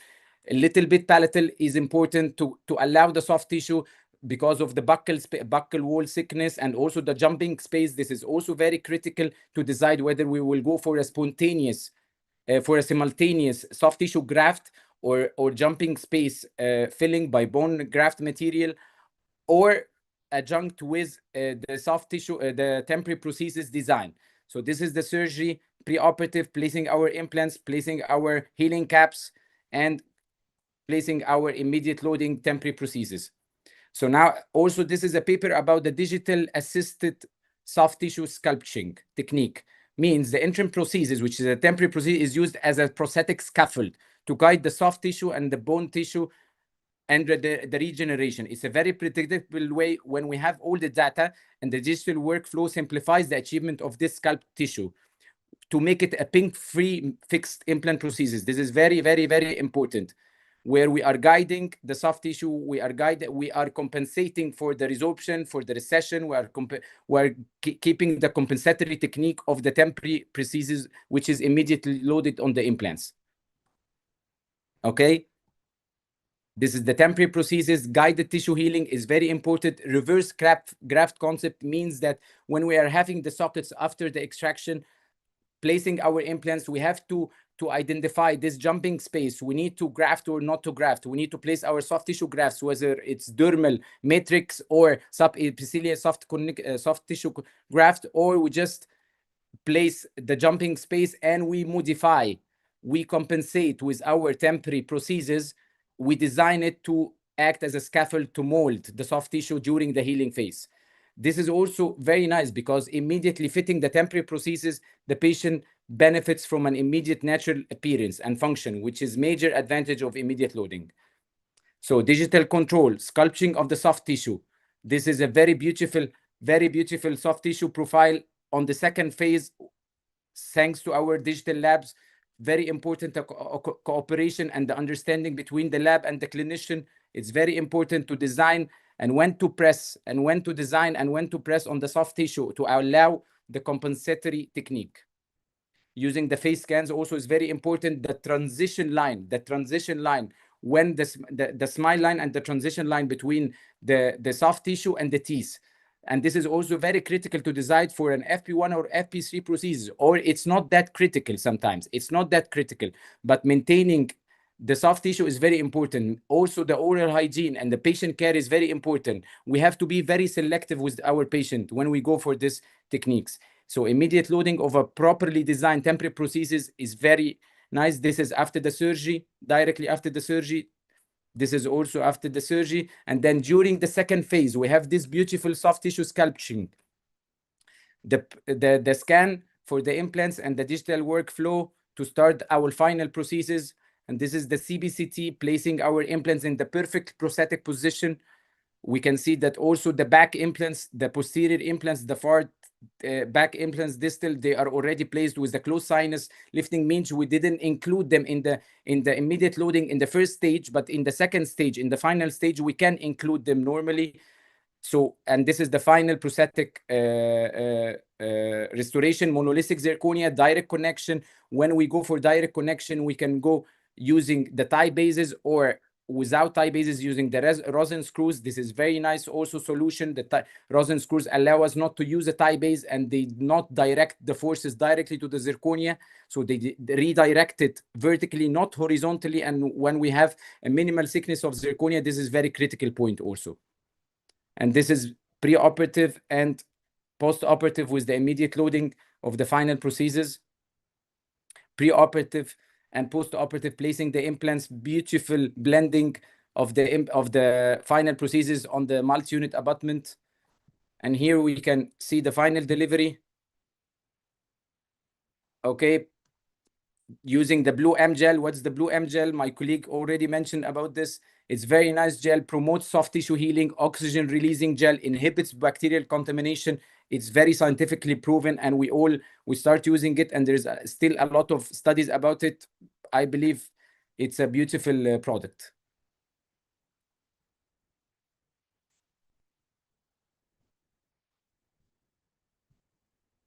Okay, this is placing our final prosthesis. You can see how nice, beautifully blended final prosthetic prosthesis, FP1 prosthesis. You can see it's beautifully blending with the soft tissue. Also, another video to reveal how beautiful it's blending with the soft tissue. And this is the beauty of FP1 prosthesis. Whenever we have to go for, we have the chance to go for an FP1, we go for an FP1 prosthesis. So sometimes we face this kind of situations where there is a loss of vertical dimension, extreme loss of vertical dimension, when we need to alter the vertical dimension of occlusion. Can we still go for an FP1 prosthesis? Yes, we do. Yes, we do. We have to have our records. Now we get our pre-operative scan, raise the vertical dimension of occlusion. We plan for our surgery. We plan for the guides. We place our implants. And then during the temporary phase is very important. Still, we can go for an FP1 temporary prosthesis directly loaded on the implants, sculpting the soft tissue. Yet we are also changing the vertical dimension, especially when you are working in a full mouth rehabilitation case. Okay, so the temporary prosthesis, again, compensatory techniques, the subgingival contour, the emergence profile, pressure management, when to press. This is also important when to design to press areas where we allow the soft tissue to remodel and also the bone to remodel. This is also very important.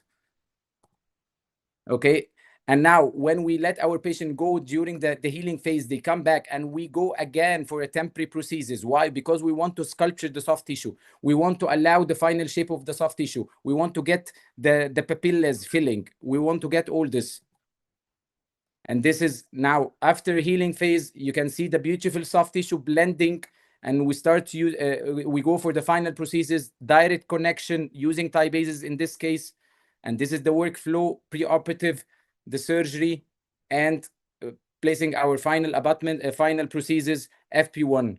And the digital workflow is also very clear. It's very important to blend the digital workflow with the data, with the scans, and with the x-rays. Another video of delivery, same protocol. When we are following protocols, we have a predictable outcomes, and our patients are always happy with these outcomes when we have it predictable.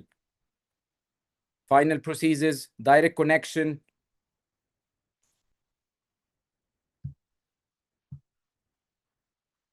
Okay, blending with the soft tissue, beautiful outcomes. My dear patient. Okay, this is preoperative, losing loss of vertical dimension, post-operative, raising the vertical dimension, upper full arch final prosthesis, monolithic zirconia, beautiful FP1 prosthesis, opposed by crowns and also implants on the lower jaw, changing the vertical dimension, getting the function back, respecting the soft tissue, peri-implant soft tissue is also respected. Still, we have studies that's using soft tissue grafts simultaneously with the implant placement is also very important, and it's very important because it maintains the soft tissue stability. Nowadays, the stability of the peri-implant soft tissue is even much more important than the bone itself. And this is a lot of studies coming about this. A lot of papers are mentioning this. The peri-implant soft tissue is really very critical now. But yet also still the jumping space, can we graft the sockets or not? Even when we are using a flapless approach, we have to graft sometimes. We have to use the bone graft. We have to fill the jumping space to allow to compensate for the remodeling of the bone. This is also important. Yet, still designing the temporary prosthesis, molding the soft tissue is also very important. Soft tissue remodeling, bone resorption are expected after extraction. 50% of the alveolar ridge width is lost. Okay, another beautiful lady here coming for a full arch implant rehabilitation, guided surgery, placing our implants, still virtual planning, using the R2 gate for the guided surgery, workflow, placing our implants, placing our healing caps, go for the immediate loading, reverse grafting concept.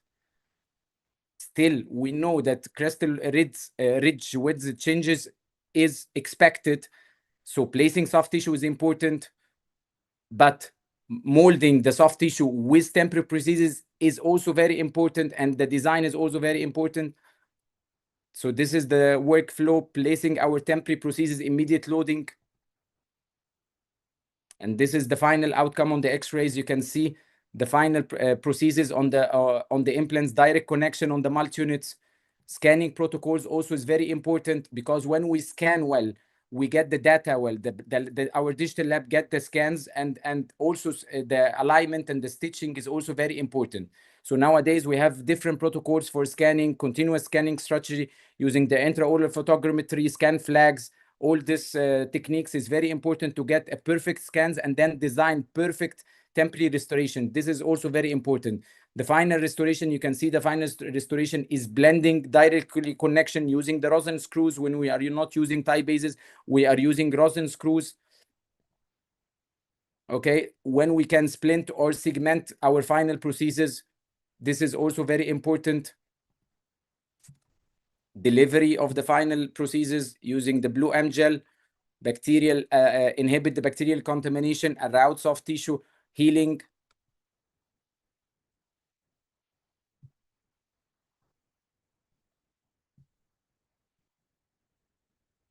Okay. Yes, we still need to go for FP3 prosthesis. Yes, we still go. We still need it. Sometimes we need to go for an FP3 prosthesis when we have lost soft tissue, extreme loss of soft tissue, even not bone, but soft tissue. We need to allow for pink porcelain. We need to use pink porcelain sometimes. So we use hybrid prosthesis. We have a good vertical dimension, so we can restore more the soft tissue. Now, in this case, we go for the surgery, guided surgery, different kind of guided surgery. We place our implants. During the healing phase, we allow for the final prosthesis in FP3 using the jigs to monitor the fitting of the prosthesis itself. And then this is before and after the FP3 prosthesis. And yeah, the take-home message is it's a very critical decision to go for an FP1 or FP3. But if we can always go for an FP1 prosthesis, it's beautiful outcomes, blending with the soft tissue. The patient loves the outcome, and it looks very natural. Thank you for your attention. Recording stopped. Okay, thank you for your presentation. So, judges, do you have any questions? No, not from my side. No, nothing. Thank you. Okay, so the result will be announced tomorrow actually.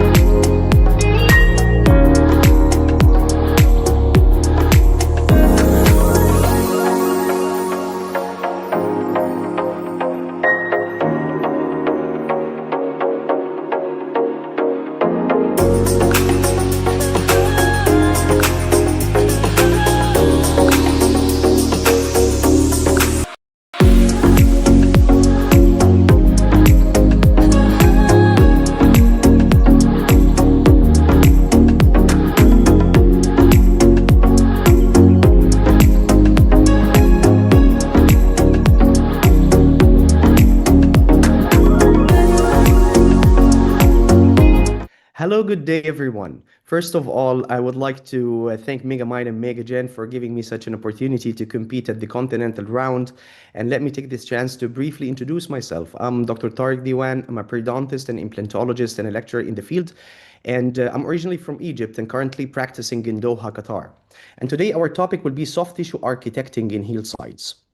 So the goal of implant dentistry wasn't only about restoring function and aesthetics, but it's also about how to maintain and sustain both on the long term. And in order to guarantee such result, you have to work on three main zones. The first zone is what we call the implant osseointegration zone, and the second zone is what we call the supragingival restoration zone, while the zone that is completely overlooked by most of the clinicians worldwide is what we call the emergence and the peri-emergence complex tissue zone. So this zone is composed of several variables where if optimized and it will enhance the long-term stability of aesthetics and function. So these variables, once optimized, it will support the long-term functional stability of the implant osseointegration zone by providing the functional and biological tight seal protection around the implant, while at the same time, it will support the long-term aesthetic stability of the supragingival restoration zone by providing the pink architecture framework around the white aesthetics as well.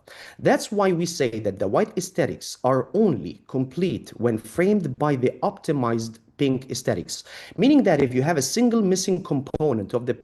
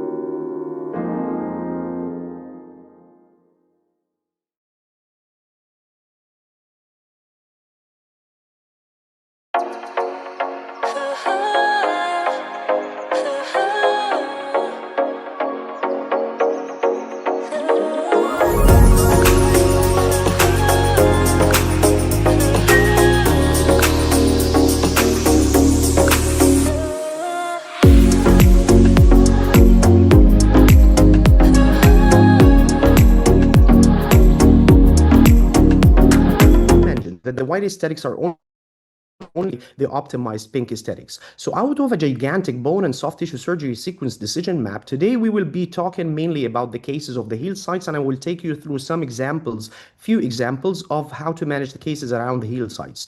So we categorize the soft tissue into three main categories. The first one is what we call the thick or adequate biotypes and keratinized tissue with no contour deficiency. The second is what we call the thin biotypes or deficiencies in the labial contour. And the third is the deficiencies in the keratinized tissue and combined deficiencies. So following some surgical soft tissue specific roadmaps, it will help me achieve the best possible functional and aesthetic outcomes for the long-term stability, as well with the least number of surgeries and the least invasive ones.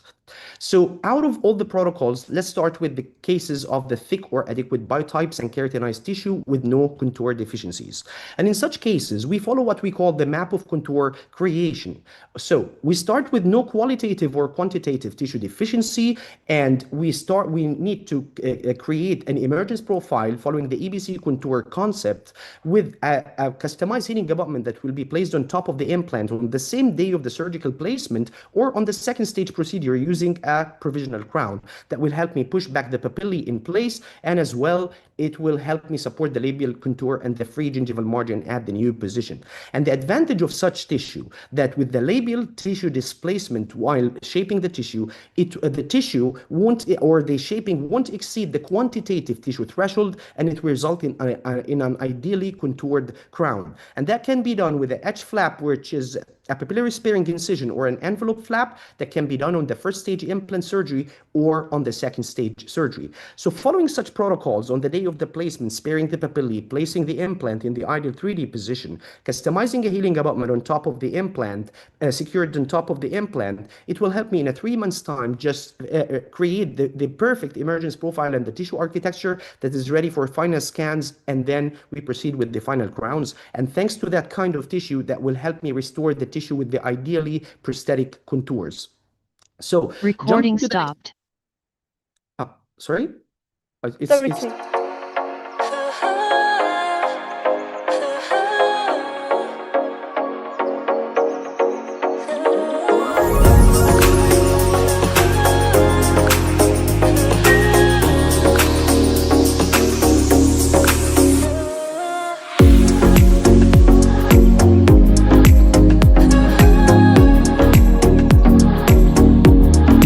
Cases of the thin biotypes or deficiencies of the labial tissue contour. I'm sorry, the screen is stuck again. Can you hear me? I'm sorry, screen is stuck.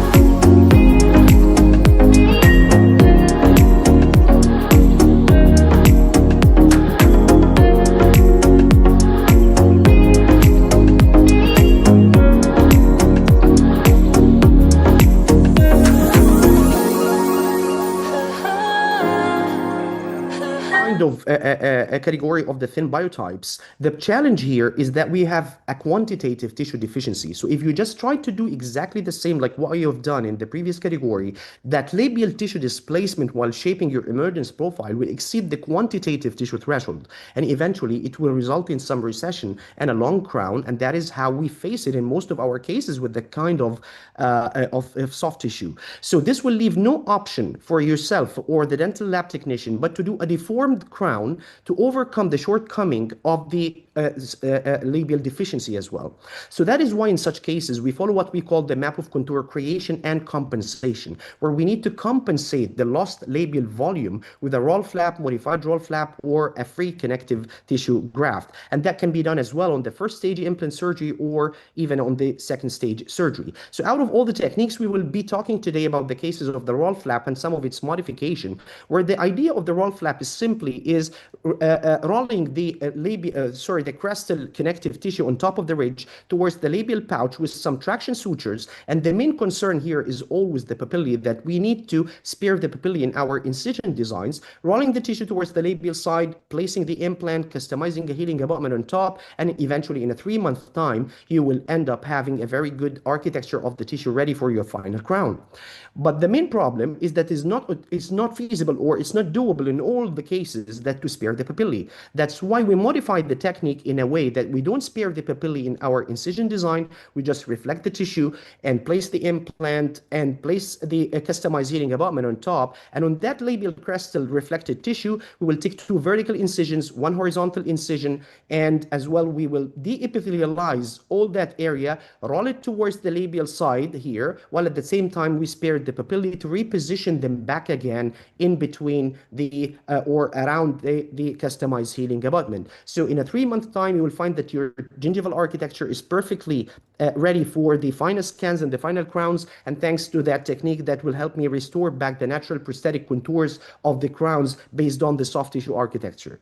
So can we do the same technique on the second stage surgery, and can we do it with multiple implant sites?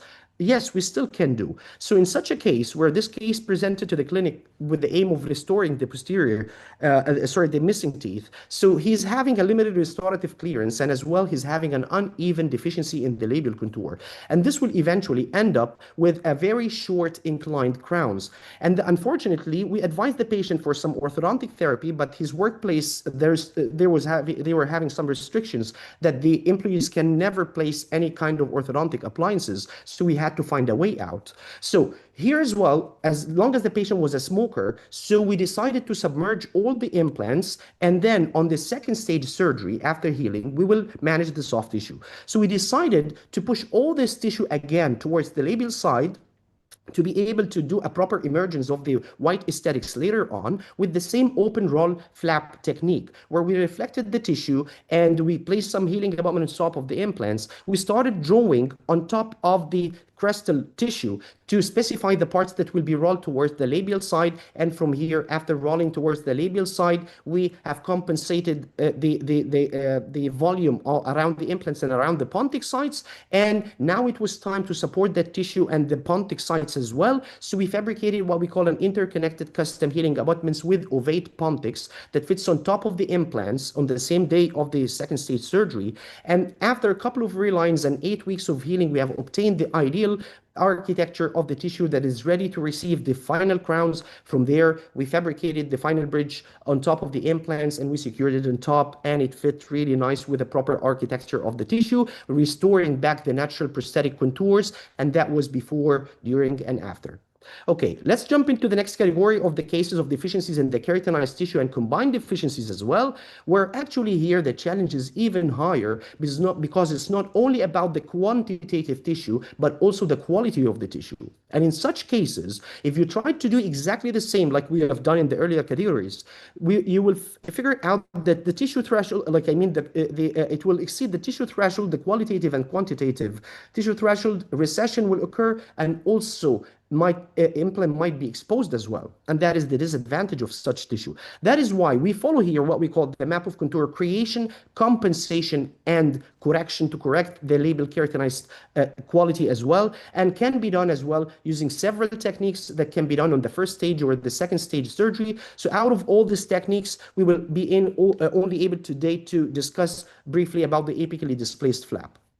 So the apically displaced flap is displacing the crestal connective tissue, the crestal keratinized tissue to more labial position or a more apical position. And using this, it will help me as well, having a very good volume of the keratinized tissue on the labial side. But the main disadvantage of such technique that we always lose the height of the interdental papilla in between the implants because we have reflected all the tissue to the more apical position. And that's why we never do this nowadays. We just follow the Palashi modification of the technique. So we just exactly do the same with submerged placements of the implants, and we reflect the whole crestal keratinized tissue, and then we take additional 2 incisions that will help me recreate back all the papillae in between the implants to be rolled and rotated around the neck of all the implants, and the remaining part of that tissue will compensate the future free gingival margins and as well the labial keratinized tissue and volume. So following the same protocol, we created back the papillae back in place not to lose the vertical volume, secured the papillae back with sutures, and from there in a 3 weeks time, now it's ready for the final shaping the final tissue, scanning and doing the final crowns without any loss of the papillae. And that is why we say that always frame it with the optimized pink.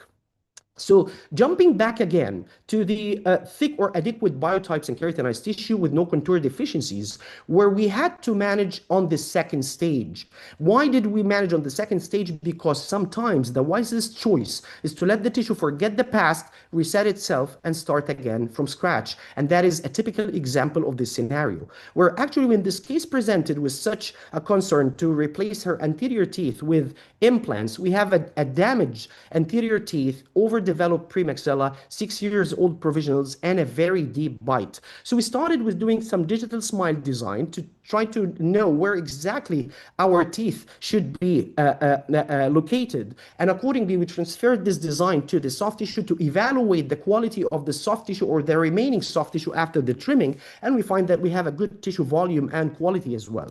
From there, we decided to focus more with the bone at this stage. We opened the flap, we extracted all the teeth, removed all the infections, and using a prosthetic guide, we started doing some bone scalloping around the implant sites and the pontic sites as well, followed by placing the implants and doing some GBR to restore some of the compromised bone qualities around the implants and pontic sites as well. From there, we allowed the tissue to heal in a submerged fashion, and then in a 6-month time, the patient came back and we opened on top of the implants with some crestal incisions to expose the implant, and we start with the shaping phase. So using a provisional bridge, we had to cut a lot of tissue and trim a lot of tissue with some burrs and some diode laser gingivectomies as well. And you can see me highlighting as well the areas that needs to be cut. And from there, we line accordingly the parts of the provisional bridge that will need to shape the tissue. And over a phase of 6 months of shaping, we have finally achieved the perfect architecture of the tissue and fulfilling all the variables of the pink aesthetic framework components around the implants and around the pontic sites as well, finalizing the final framework of the tissue that is ready for the final scans. From there, we took the final impressions and we delivered the final bridge on top of the implants. And that is how it looked on the day of the delivery. You can even notice some still inflammatory spots showing on the soft tissue, and that it just needed much more time to mature. And then the patient disappeared and showed up again in a 20-month. So it was time to check how the tissue have matured so far, and it was time to remove the curtains and check how the tissue is looking right now. And actually the tissue have matured really nicely around the implants and as well around the pontic sites. That is a close-up shot as well, showing you how the tissue maturation and stability as well over time. This is how the patient smiled before, and this is how the patient smiled after, and that is how the tissue looked before and how the tissue looked after. And that is why we say that the white aesthetics are only complete when framed by the optimized pink aesthetics. Finally, my final message to you is those two pictures are both my pencil drawings. The one on the left side is took me 2 hours of drawing, and the one on the right side took me 200 hours of drawing. That's why we say that good things take time, great things take longer. So it's always about the fine details. Thank you so much, and hope you enjoyed the lecture. Thank you. Recording stopped. Thank you so much for the lecture. And no problem with the interruption. Don't worry. Don't worry. Bless you. Yeah, thank you. You're most welcome. Thank you, Doc. Okay, judges, any questions? No No, questions. not really. All clear. Not really. Okay, thank you for your presentation today. Thank you so much. We hope today's excellent presentations will also inspire and benefit your daily practice. The next Continental round will be Middle East round, taking place on 4th February at 3 a.m. Eastern Standard Time. Looking forward for your continued interest and participation. Thank you very much. I will see you next time. Unlock your potential, test your mind. We are Mega Mind.